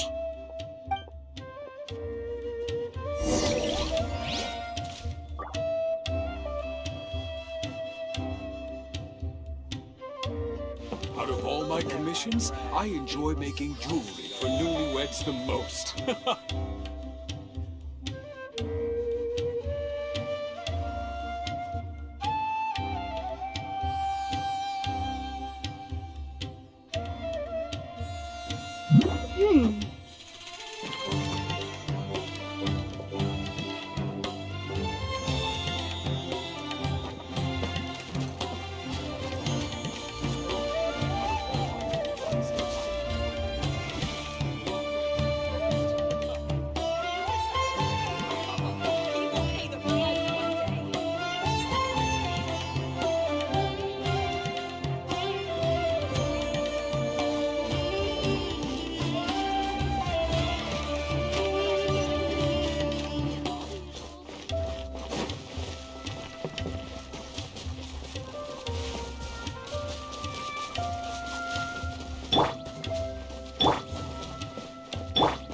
Let's dance.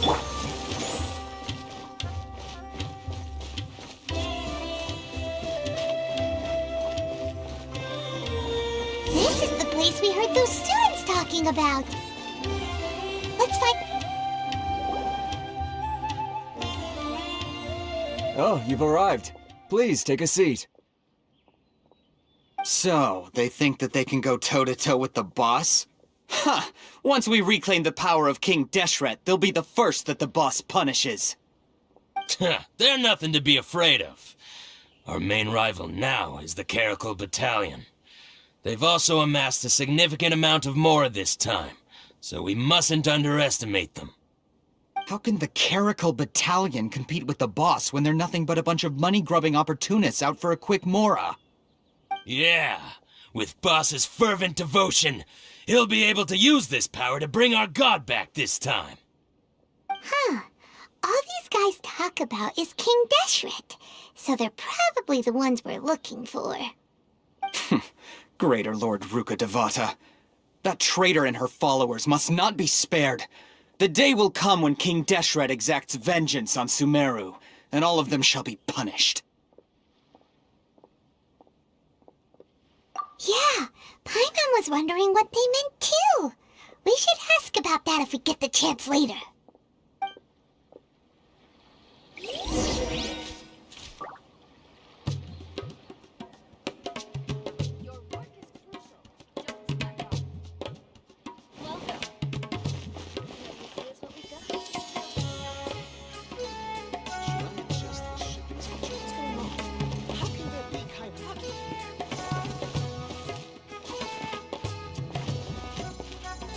There's no difference between the desert and the sea.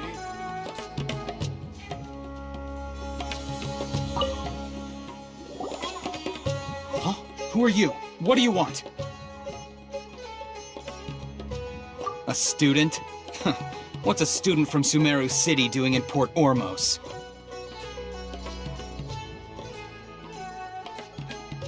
Ah, well, if it's info you want, you've come to the right place. The question is, can you afford it?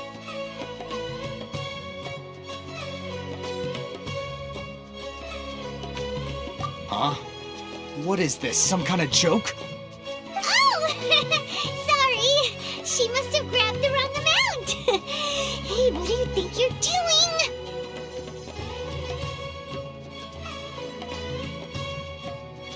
Oh, Paimon can't stand to see so much more go. But there's no other choice right now. Here, this is the merchant's address. Whatever you're looking for, you'll find it there. Hmm? Well, what are you waiting for?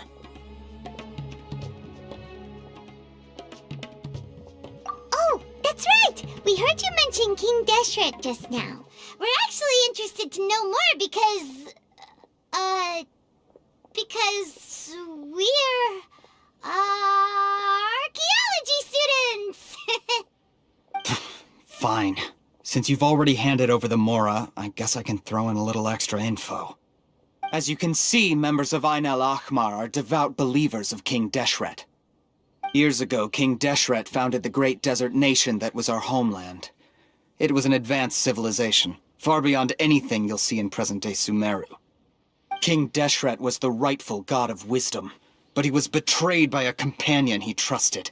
She even stripped him of his title, God of Wisdom. So, you mean the traitor was... Greater Lord Ruka Devata, yes.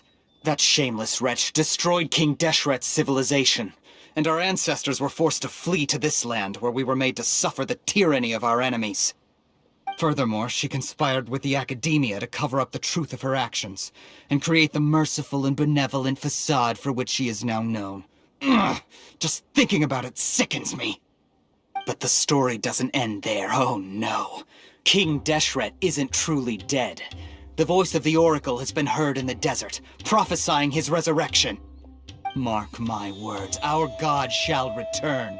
And when that day comes, all followers of the traitor and all the desert dwellers who have forgotten their true god will suffer retribution together.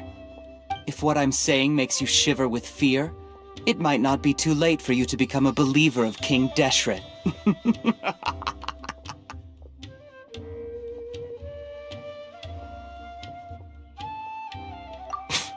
I don't have anything to say to you Academia people about that. I think this conversation has reached its end. Not just yet. This man is a fraud. Huh? You again? Deranged Academia lunatic. Yes, it's me again. I already warned you that if you weren't willing to sit and discuss things with me, I'd take measures to make things uncomfortable for you. Listen to me. That address he gave you is fake. Or at least, you won't find a merchant waiting for you there. This group has been boasting all around that they can provide information on a certain item as a means of luring people into their territory. Once you show up, they keep up the act until they have hard evidence that you want to purchase said item. Then they use that to squeeze you for all the more you're worth. Hey! Shut it, Alhaitham! What are you playing at, trying to ruin our business like this, hmm? I told you the other day. I wish to discuss my terms with your boss. Ha! The boss made it perfectly clear that he won't negotiate with you. Yes, and in no uncertain terms. But that was then. It does not preclude him from changing his mind in the future. I'm warning you, don't push us, or this could get ugly. We don't usually get rough with people from the academia because it just complicates things. For a lunatic like you, though, we might just have to make an exception. If you're suggesting that we escalate this from a verbal exchange to a physical one, I accept. After all, even the Archons used war to negotiate the ownership of Tevat. If, on the other hand, we can't agree on any means of negotiation at all, then I'm afraid my next course of action will sting a little more than the mere falling through of a few business deals. I will jeopardize the Eremite's reputation, which I know you value above all else. I am quite confident that if I began to take such action, your boss would willingly approach me himself. However, I fear that by then, some things will have happened that cannot be undone. Also, a word of advice. I suggest you tell your boss exactly what happened here today. Otherwise, he might blame you for not telling him in the future. What did you say? Consider this. Have I ever failed to follow through on my word in the past? This guy is really out of his mind. Okay then. If you really have a death wish, let's meet a week from today. The pier in front of the Pharos Lighthouse, 4 o'clock in the afternoon, sharp. Don't expect us to hold back. Not so fast. First, you return the 500,000 mora to them.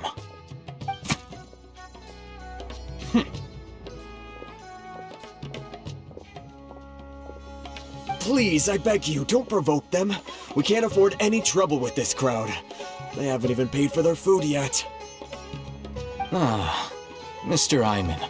There appears to be fewer staff in the restaurant recently. This wouldn't happen to be because they're all busy spreading the word to the students, would it? Well... Someone who chooses to do business with a group like that really can't afford to get so flustered the instant someone confronts them about it. Consider the meal compensation for our silence. I'd say you're getting an excellent deal. Whoa, did you see that? He not only got us our Mora back, but sent the Amorites running too! Plus, he seems to know a lot about what's going on around here. Let's catch up with him and ask some questions! He went that way! After him!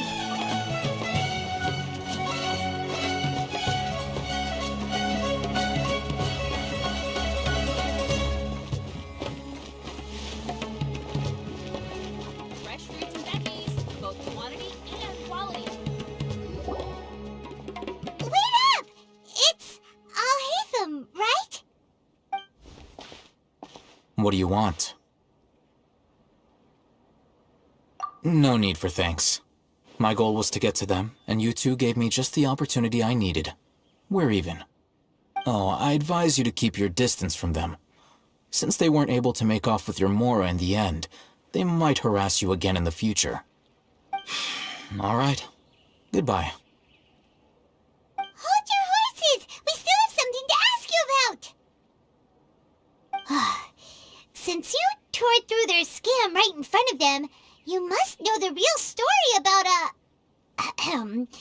certain something, no? Who exactly are you two? And why are you inquiring about that?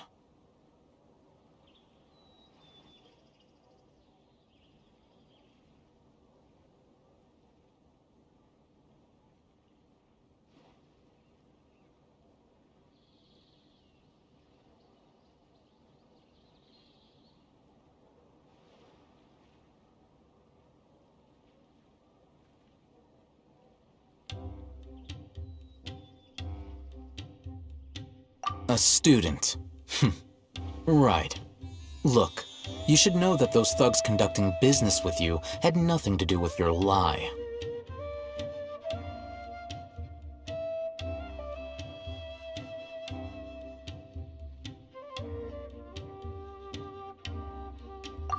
Huh?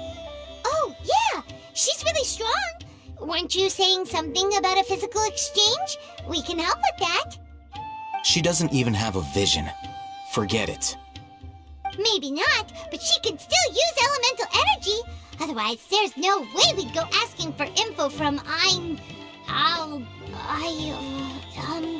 from guys like that. Those high-headed thugs are definitely gonna bring a lot of backup for your next meeting.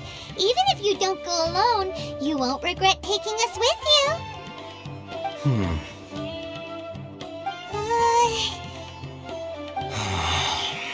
All right, I accept. Got a pen and paper? If you're searching for someone who sells that kind of merchandise, I'll give you one of their addresses, and you can try your luck. We'll reconvene at the appointed time by the pier. It doesn't matter if you show up or not.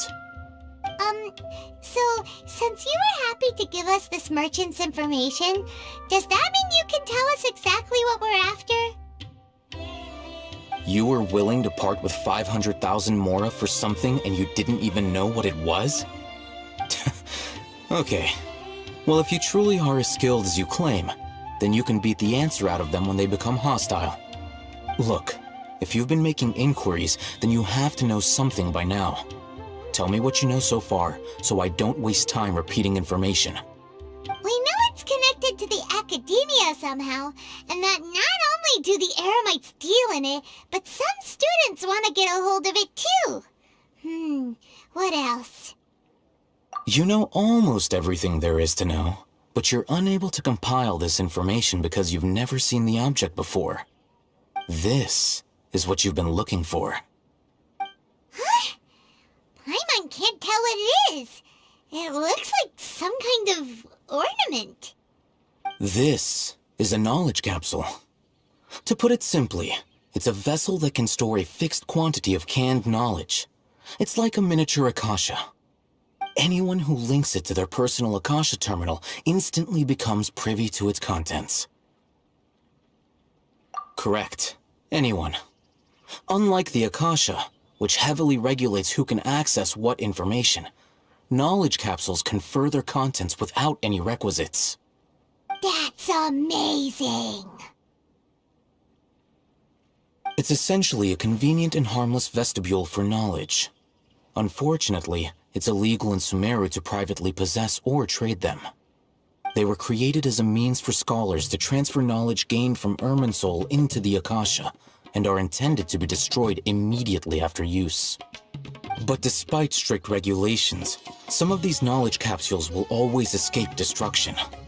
After all, there will always be those in this world who are dissatisfied with life as designed for them by the Akasha and wish to change their fate.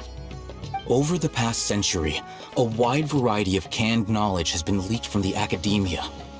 Now, in Port Ormos, the valuable ones are a means to mora for the Eremites. Meanwhile, those which the Eremites deem to be useless to them occasionally prove useful to the common citizens and hapless academia students. Well, I think that about sums it up. Oh, so that's your true objective. With our current arrangement, I don't believe I can offer an answer.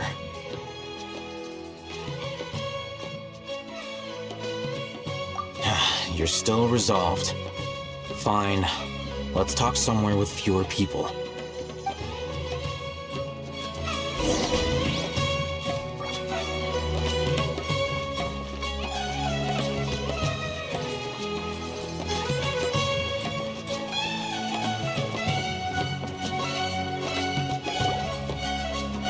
Let's continue our conversation here. If you wish to learn more about the knowledge capsule that the Academia lost, then you must help me with something. I need you to find someone named Dory, a traveling merchant. Unlike the peddlers who hawk inferior knowledge capsules, she often has quality goods in stock. Some say that as long as there is profit to be made, There's nothing she won't dare to sell. She's guarded against people from the academia because most of her wares don't comply with academia regulations. I think she blacklisted me. I met with her informant, but it soon became clear that they had no intention of letting me get any further. Become one of Dory's customers and earn her trust. This is my condition for further collaboration. Why do you want us to meet with her? Until you complete this task, you don't have question privileges. Fine. So how do we go about doing this? You two are outlanders who haven't been here for long, so Dory should view you as safe clients. I'll give you the informant's address and their contact password. Beyond the password, though, I have no way of knowing what other tricks she might have up her sleeve. You'll have to improvise. This is kind of nerve-wracking. The true challenge begins after you meet her. She has a keen nose for Mora and a shrewd eye for wares, and she only likes customers who she deems to have good taste. I'll prepare some funds for you. Buy her highest quality wares and earn her approval. But we only just saw a knowledge capsule for the first time.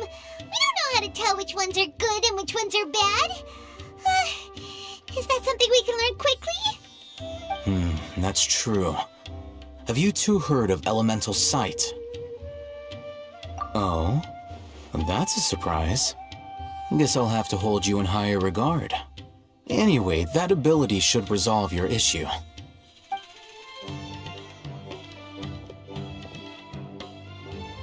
Here are 2 knowledge capsules. Tell me, can you detect any difference in their quality?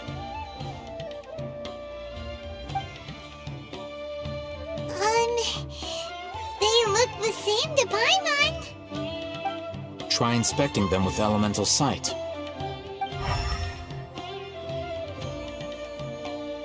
How'd it go? Did you see anything?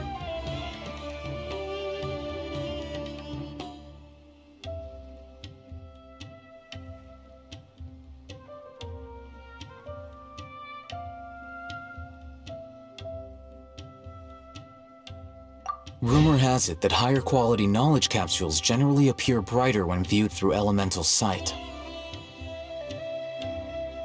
That's because knowledge originates from Irminsul, the root of Dendro power itself. The more powerful the knowledge, the richer it is in Dendro energy. However, some canned knowledge with a high concentration of elemental energy is of little use in contemporary times, so those capsules are of little value. Using elemental sight is merely a stopgap measure, but it should suffice for earning Dory's trust. That sounds pretty impressive. Here's a sheet with the informant's location and contact password, and here's the Mora for purchasing canned knowledge. Don't be cheap. You'll need to spend to catch Dory's eye. If there's any Mora left over, just keep it. Oh, and be sure to exercise some caution. There have been Matra present in Port Ormos lately. Your efforts will be for naught if they catch you. Matra?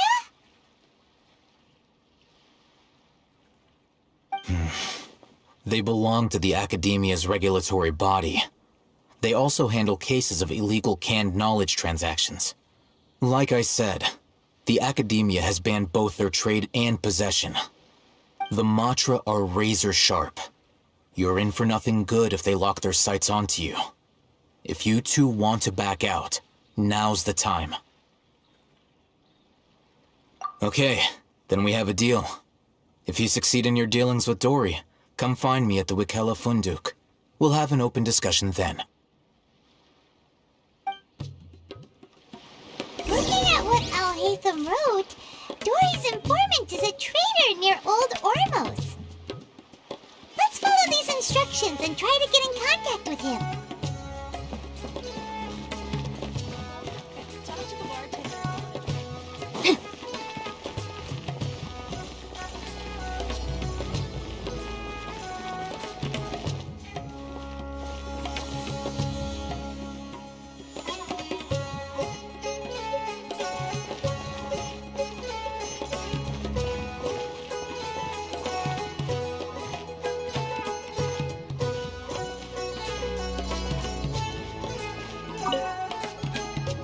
Hello. What are you two looking to buy?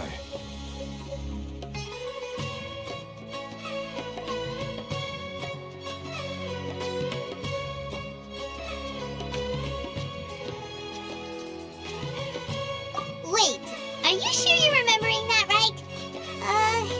Hyman doesn't think it was that on the paper. What a unique palette. We have unripe horror fruits, but we usually keep them in the back. I'll have someone escort you. Following the paper got us past the first round. Ronak, these two want to buy unripe horror fruits. Show them to the warehouse. Got it. You two, please follow me. You two have a fascinating fashion sense. We haven't seen a customer wearing a Sumeru rose for quite some time. Hold on. Let me think. Sumeru rose means common merch. No, look again. We're obviously wearing morning flowers. Ah, my mistake.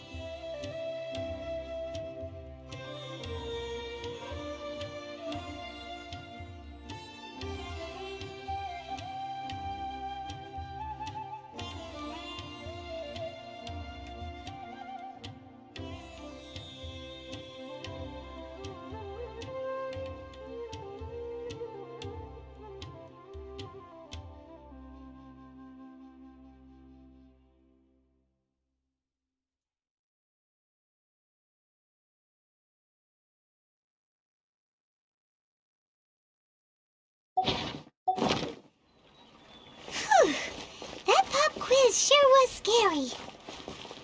Ah, the warehouse is up ahead. Please follow me. Things are calm and the sky is...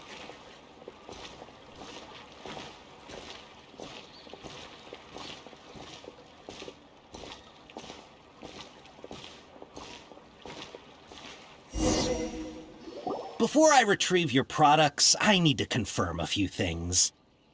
Please forgive me, but we may not have sufficient stock for you today. Earlier, many of our hara fruits were taken by mice.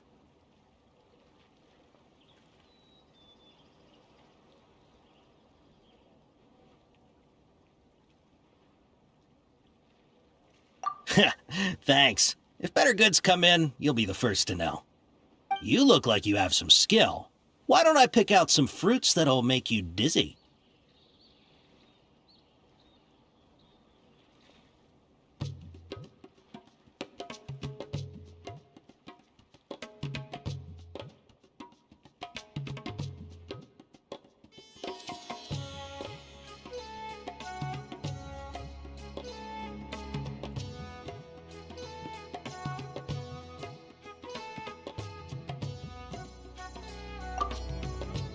No, that's not it. The paper said that heat stroke is the answer to erudition. Ugh, eating something that causes heat stroke sounds horrifying. I'm sorry. But as things currently stand, we won't be able to fulfill your order. Why don't you two think things over? He's cautious of us. Let's take a closer look at the paper that Al-Haytham gave us.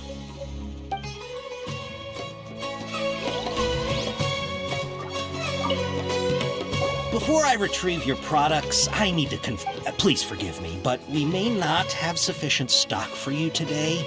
Earlier, many of our hara fruits were taken by mice. Thanks. You look like you have some skill. Why don't I pick out some fruits that'll make you dizzy? Yep, that's the right answer. But eating hara fruit that makes your head and ears ring sounds like a bad life decision. Would you like your hara fruits to be packaged in the Sumeru City or Port Ormos style? Wow, you two sure are generous customers. We'll be sure to package your products beautifully. Okay, everything has been confirmed. Miss Dory is waiting for you up at... Shoot, it's the Matra! Run! What? The Matra? Where? Al-Haytham said we're done for if they catch us. We gotta get out of here.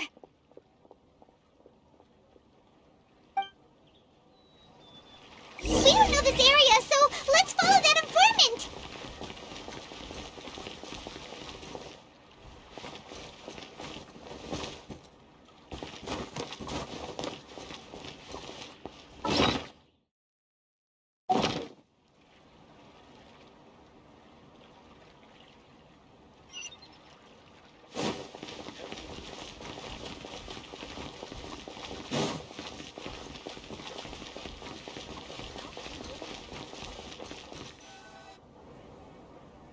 He ran that way!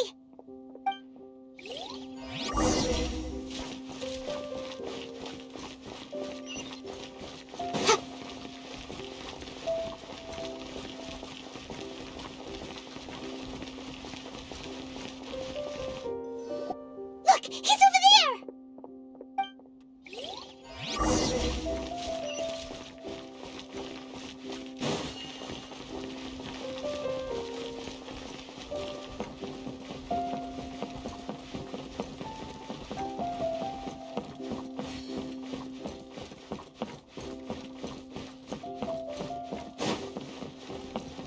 Hey! If you're hiding from the Rishbaland tiger, come this way! Another password! Huh? Oh, that voice can... Here, over here. You can stop running now.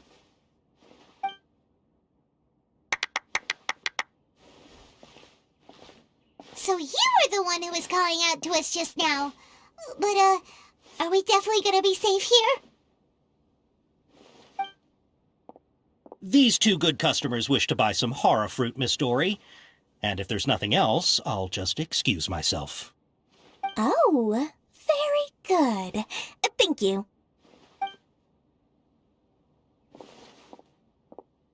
Huh? Wait, you're Dory? Paimon sure thought you'd look a whole lot scarier. Hey, what are you trying to say, Princess Pea-Brain? I can be scary enough when I need to be, believe you me. If you don't watch what you say, then you can forget about doing any business. But it seems you two have actually done pretty well so far. Not only did you manage to find the informant, your reactions were also pretty sharp. You don't really look like criminals or anything, but I bet my Mora that you've been involved in some shady dealings, haven't you? Paimon's not sure if that's supposed to be a compliment, but we'll take it. I can't risk doing business with people who start huffing and puffing after just a few paces. No matter how much Mora they might have. Not only will they get caught by the Matra, but they'll also get us into trouble. As decent folks trying to run an honest business, we don't need any of that. Wouldn't you agree? So that's why I prefer to have customers like you. It's your first time here, but don't worry, I won't ask too many questions.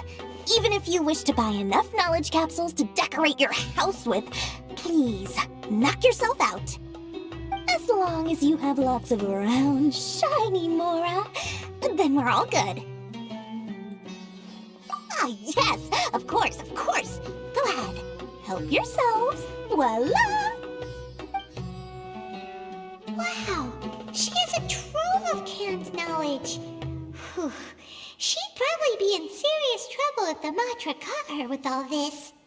What kind of products do you seek, my dear customers? Don't worry, I'm not interested in your reasons for buying. I can, however, offer some suggestions. Take this one, for example. An analysis of the sociological ideology and dialectics of the Hilichurls. Only 3 people in all of Teyvat have ever studied it, making it extremely rare. It's on sale now for 350,000 Mora. Yeesh, who would want to be an expert in that topic? Or how about the architectural styles and construction methods of Teyvat in the early Archon War period? With this one, you can become an expert in historic architecture preservation and find an excellent, well-paying job in nearly any nation. Ooh, now this sounds like it could be useful. 2 million Mora, and it's yours. No discounts. Whoa! That's a lot of Mora! Of course, you are free to pick whatever your heart's desire. The contents and price of each knowledge capsule are indicated in small text on the body of each one, down at the bottom. Alright, let's try the method that Alhaitham mentioned.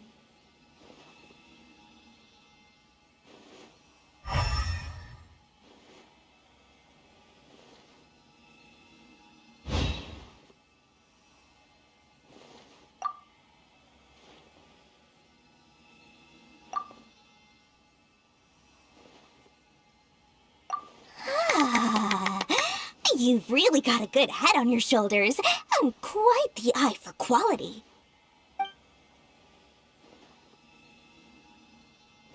We'll take these, please and thank you. My oh my, you are blessed with a taste for both the exquisite and the extravagant. Customers like you are a rare breed. 1 in 100. No, 1 in 1,000 even. Listen, I have a special offer for you two. If you spend just 100,000 more, you can pick any knowledge capsule of your choice up to a value of 1 million Mora. Say what now? Hey, did you hear that? Spend another 100K and we get a capsule worth a whole million!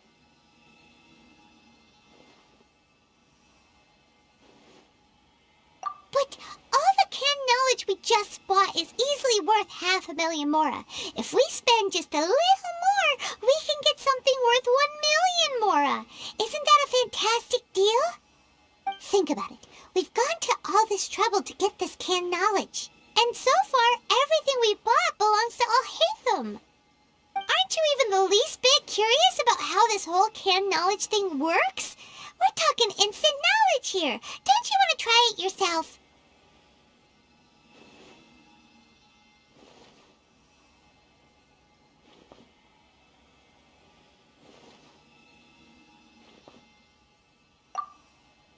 Come on.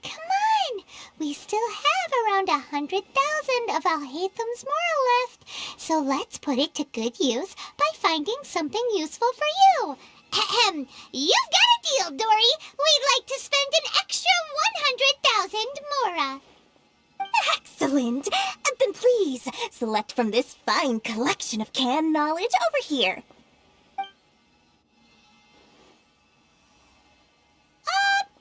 a second.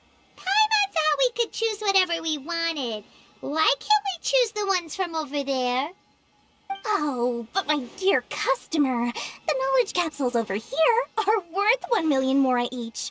I'm sure discerning customers like yourselves will be able to find something to your liking.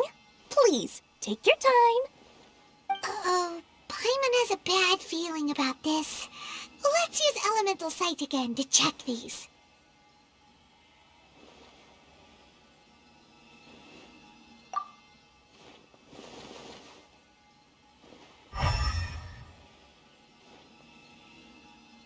So, what did you see?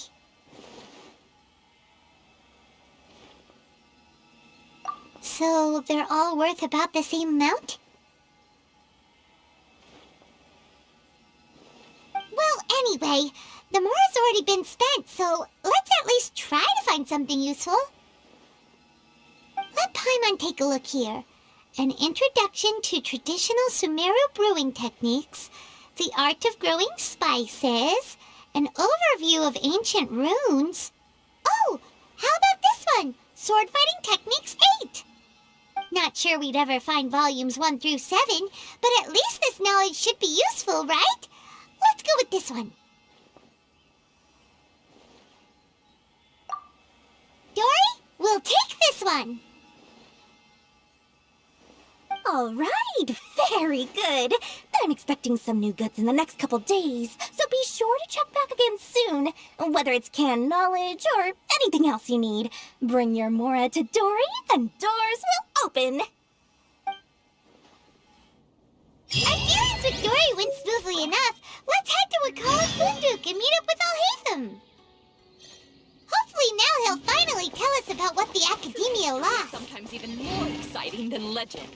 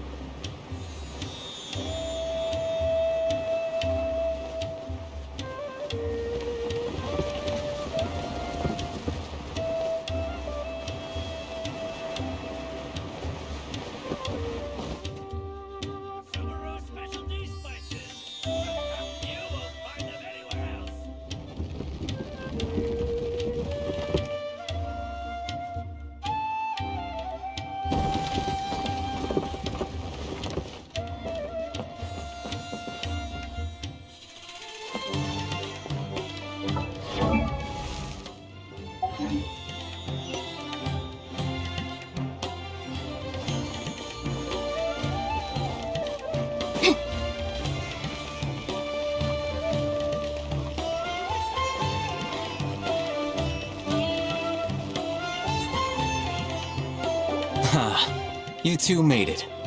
And from the looks on your faces, you were successful. Whoa, there's so many people from the Academia here. Why would you pick this place as our meetup spot? Well, Wakela Funduk is under the Academia's control, so naturally the Academia has people working here. I came to Port Ormos under the pretense of conducting official business. You're a pretty daring guy. Relax. No one here is interested in anything we say, and the Matcher won't come here. Okay now, tell me how your encounter with Dory went.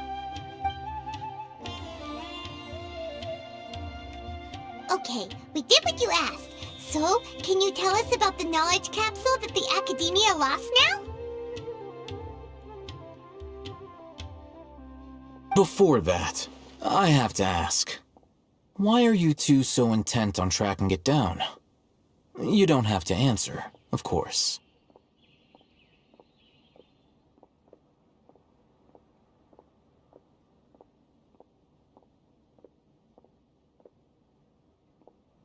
Yeah, she just wants to meet the God of Wisdom and ask her about something important.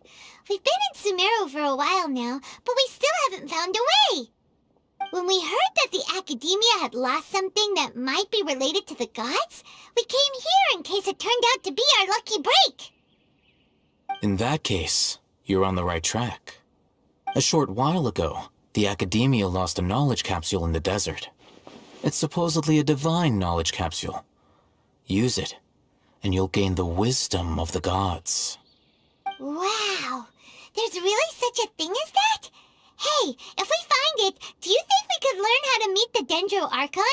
Ooh, or even how to find your brother? I highly doubt it has any mystical properties, but it does indeed exist. And it's right here, in Port Ormos. So, where exactly? That's what we need to find out next.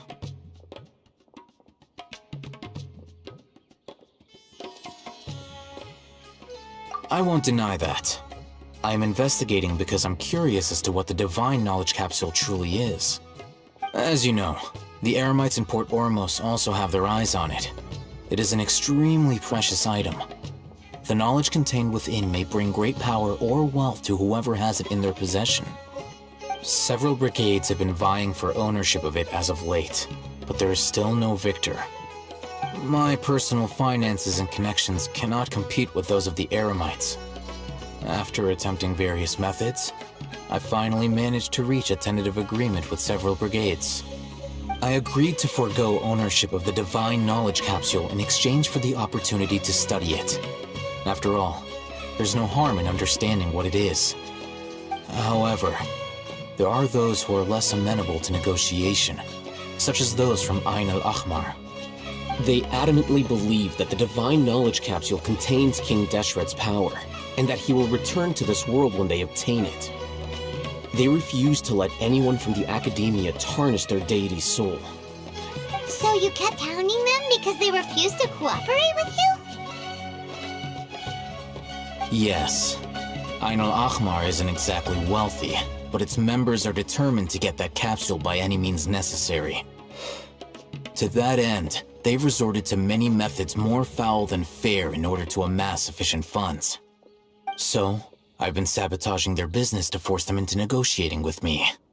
The Divine Knowledge Capsule should be up for a secret auction within the next few days.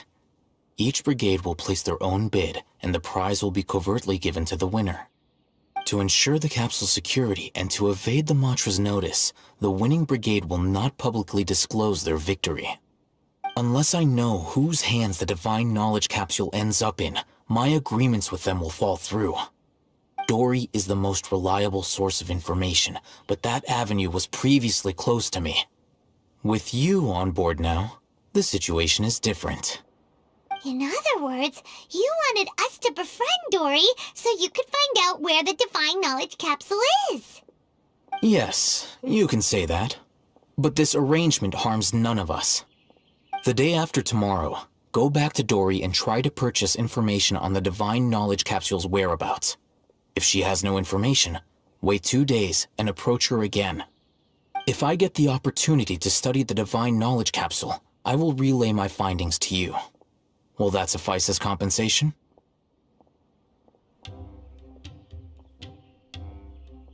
Okay, then we'll meet up in 2 days. Haytham, before you go, we actually bought a knowledge capsule for ourselves, but we're not sure how to use it. You two want to try using a knowledge capsule? Sure, I can teach you. Doing so right under the Academia's nose is a bit problematic, though. What do you say we head to the outskirts of town?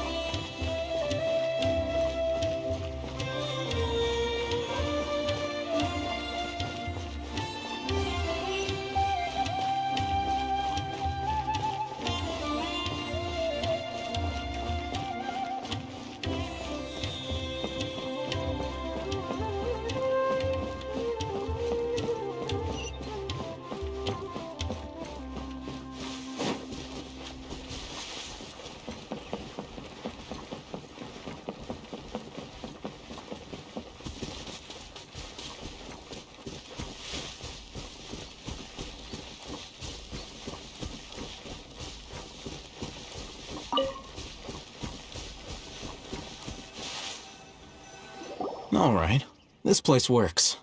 Show me the capsule you purchased. Here. Sword Fighting Techniques 8. Huh. A combat class knowledge capsule. This class is something of a rare find these days, since most have been taken by the Eremites to augment their battle capabilities. Really? Ah, yeah, what a great buy! If you want to determine the efficacy of this capsule, I can evaluate your combat ability. However, effects will likely be minimal if you already possess a high amount of strength. We can conduct a controlled experiment where you fight 2 battles, one before using this knowledge capsule and one after. While you fight, we can use an Akasha terminal to monitor your various physical parameters. There may be variances in your physical strength between the 2 tests, as well as a disparity in your opponent's abilities. But don't worry, I'll run statistical analyses afterward to mitigate any confounding effects. Wow! Haytham! You must have been one of those guys at the Academia who got top grades on everything! Paimon's curious about something, though. You definitely weren't one of those students who needed canned knowledge to graduate from the Academia, right? So, why are you risking getting caught by the mantra for this capsule? When you are unable to understand a researcher's actions, most cases can be attributed to curiosity. This is but one theory. Sounds like you're trying to avoid the question. All right, let's begin the test. Just fight as you normally do.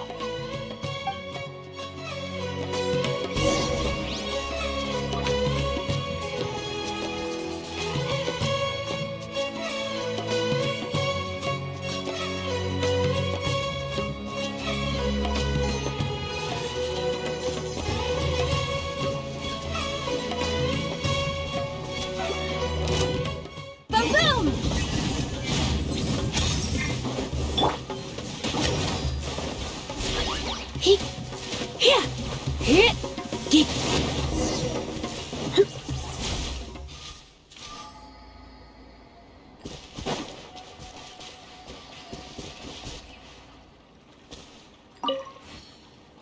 All right. I'll link your Akasha terminal to record data. The next step is to use this knowledge capsule. Hold it in your hand. I'll help you establish a connection with it so you can activate its power.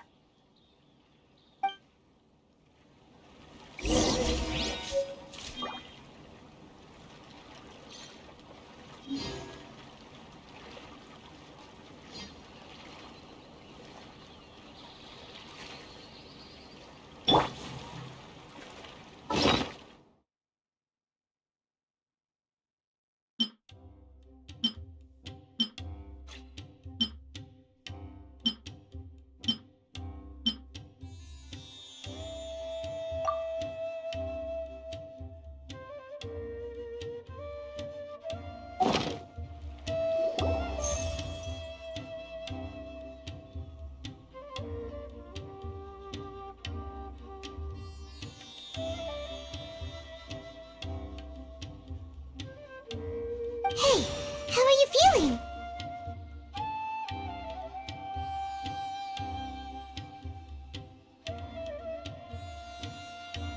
You mean that it worked?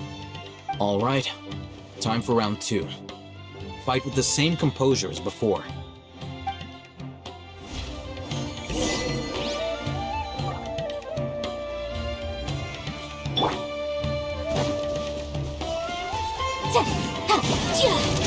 Motion to compel.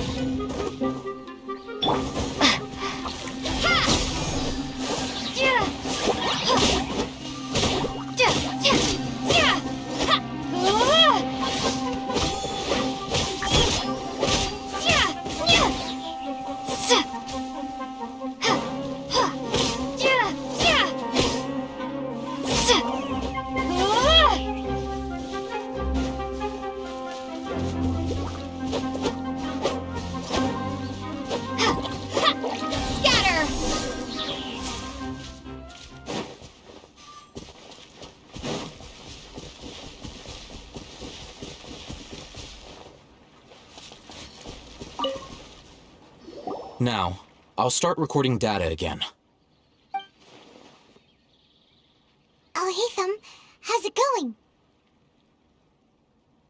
Well, the knowledge capsule you purchased did improve her combat capability.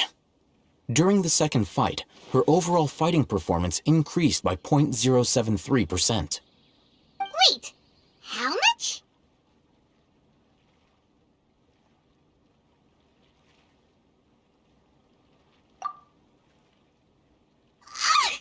Dory's such a jerk! She totally scammed us! 1 million mora? This thing isn't worth a tenth of that amount! Of course, this could be because she is so powerful that the capsule's contents were unable to produce a substantial increase. At the very least, this test allowed me to gain more insight into you two. Our deal seems increasingly worth my investment. I'm heading back to Akela Funduk. I await your response in 2 days' time. This is Mora for when you ask Dory for information. Pay her as much as she requests.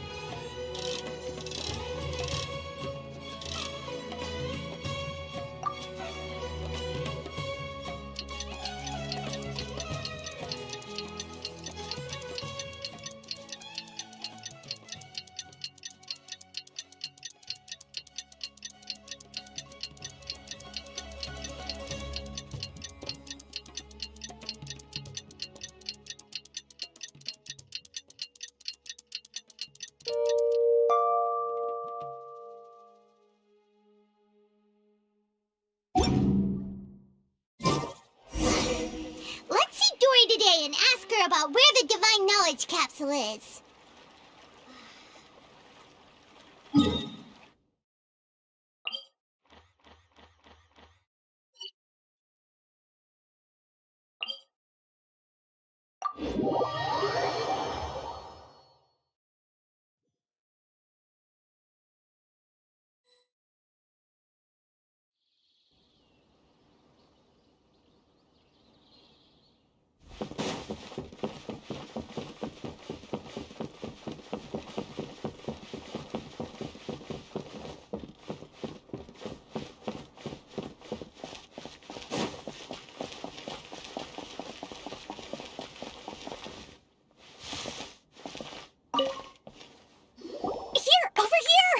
Welcome back, my loyal patrons.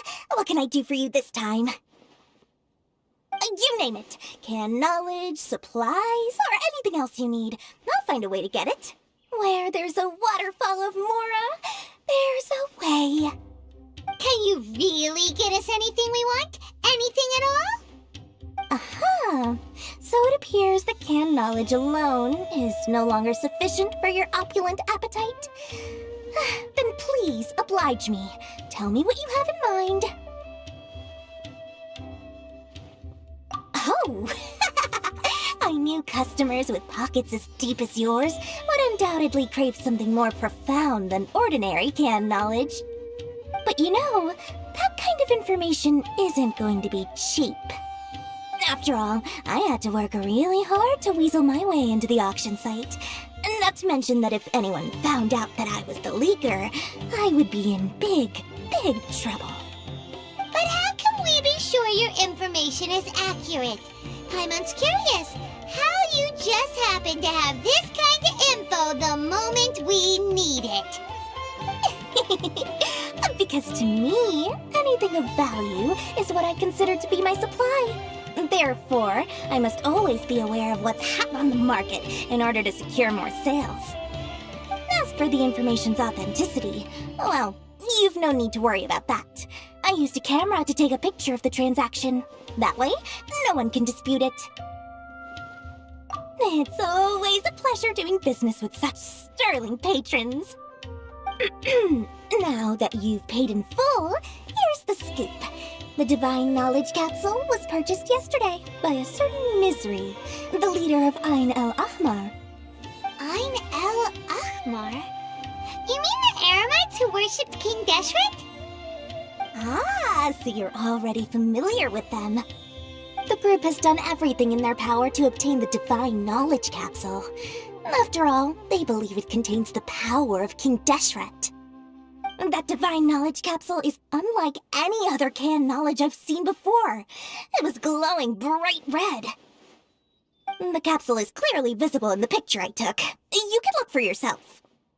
Thanks for the info, Dory. Please, it's my pleasure.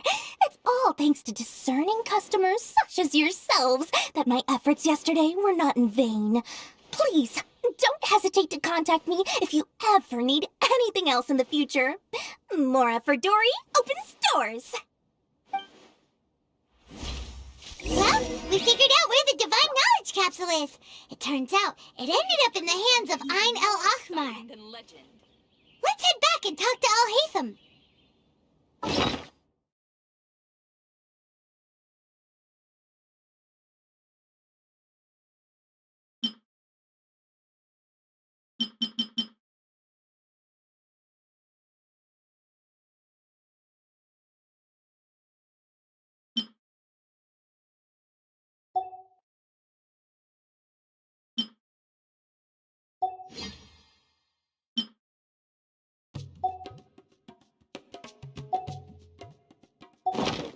Trust me, I'll find you your perfect color.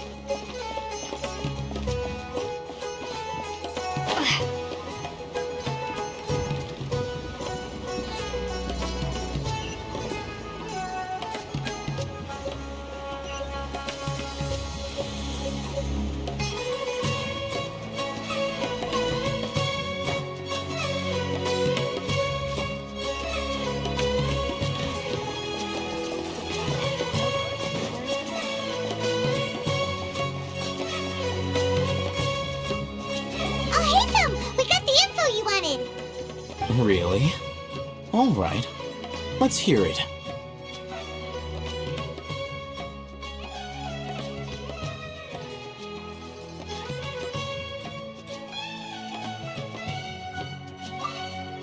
Dory even gave us evidence to verify the intel. Have a look.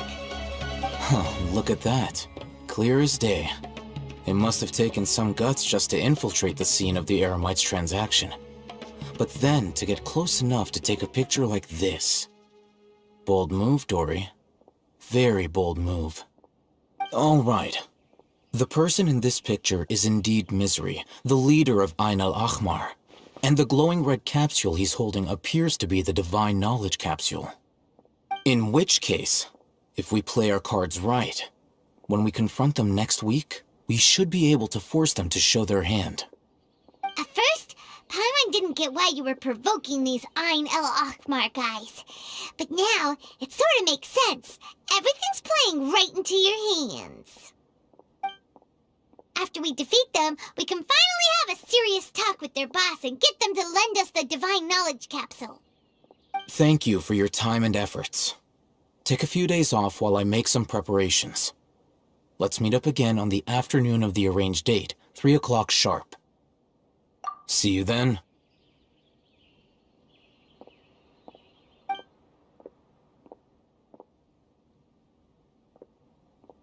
Al-Haytham sure is taking his time.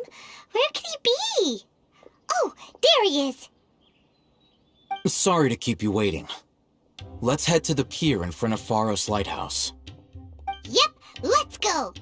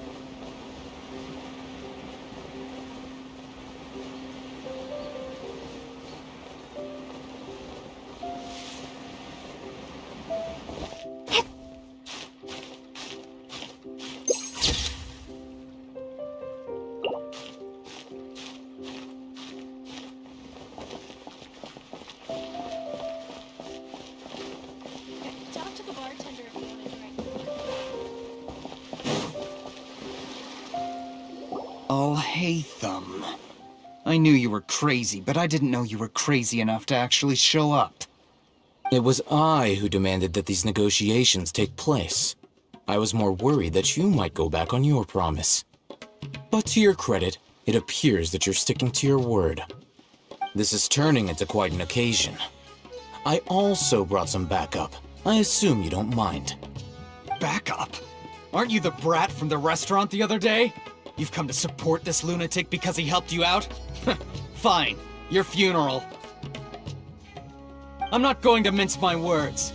Once we're done with you, you'll be nothing more than fish food. Get 'em, boys!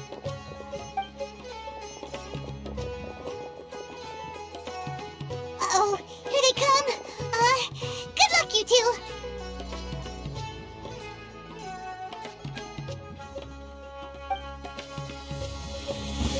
That's close enough.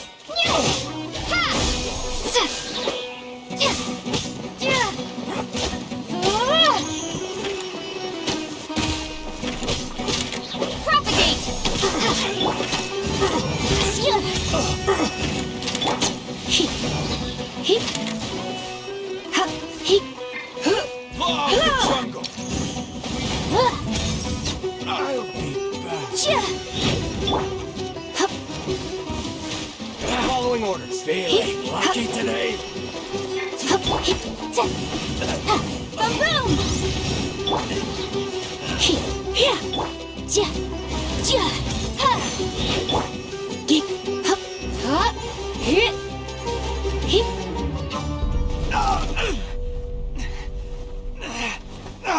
Academia scum!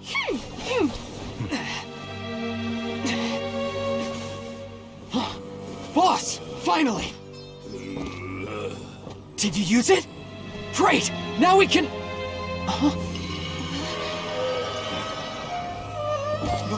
Boss? Boss!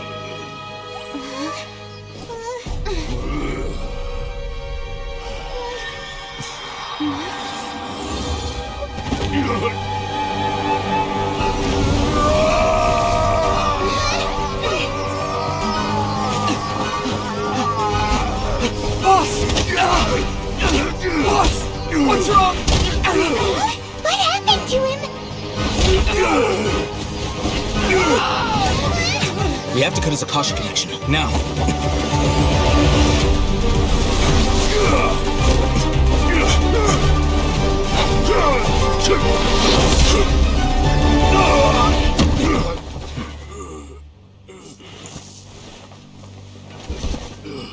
Target acquired! Arrest him!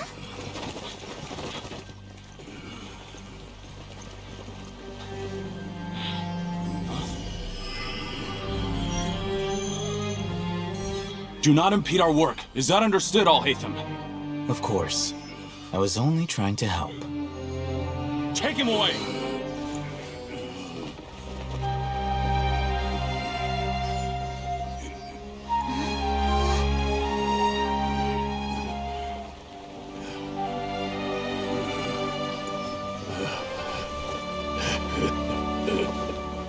World, forget me.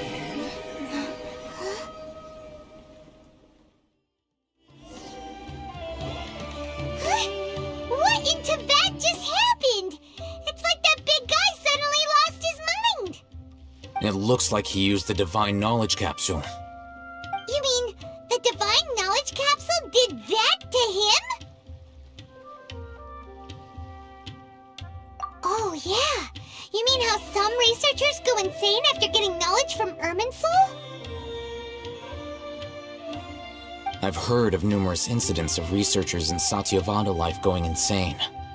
The state that man is now in suggests that this is a similar situation. This Divine Knowledge Capsule does appear to be linked to the gods, but beyond that, it doesn't seem anything like the rumors suggest. Possessing it doesn't grant you divine wisdom or power. Did you hear what he said? World, forget me. What could that possibly mean?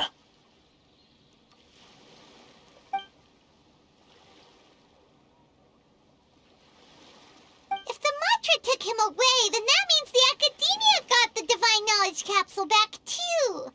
What a shame. We were so Still, Paimon didn't expect the Divine Knowledge Capsule would be so dangerous. Imagine if we tried to open it. Oh, who knows what would have happened to us? As things stand, there is no reason for me to remain in Port Ormos. I believe our collaboration has also reached its end. Oh, we were so busy trying to find the Divine Knowledge Capsule that Paimon forgot to ask you something. Since you're a member of the Academia, do you have any idea how we can go about meeting Lesser Lord Kusanali? Truthfully, I don't. Lesser Lord Kusanali appears to exist outside of Sumeru's entire administration. Most of the time, you wouldn't know she exists at all. Moreover, since the Academia possesses the Akasha, a symbol of our deity's wisdom, scholars have no reason to desire to make contact with the deity herself anyway. Everything about Lesser Lord Kusanali is such a mystery! I'm heading back to the Academia. How about you two? It's almost the day of the Sub-Zero's festival. Maybe we should head back too. We've been rushed off our feet over the past few days, so maybe a little rest and relaxation will do us good.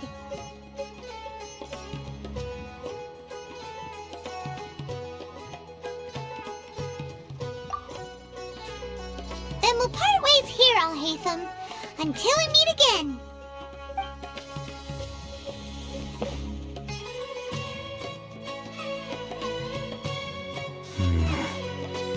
Now, do I deal with this thing first?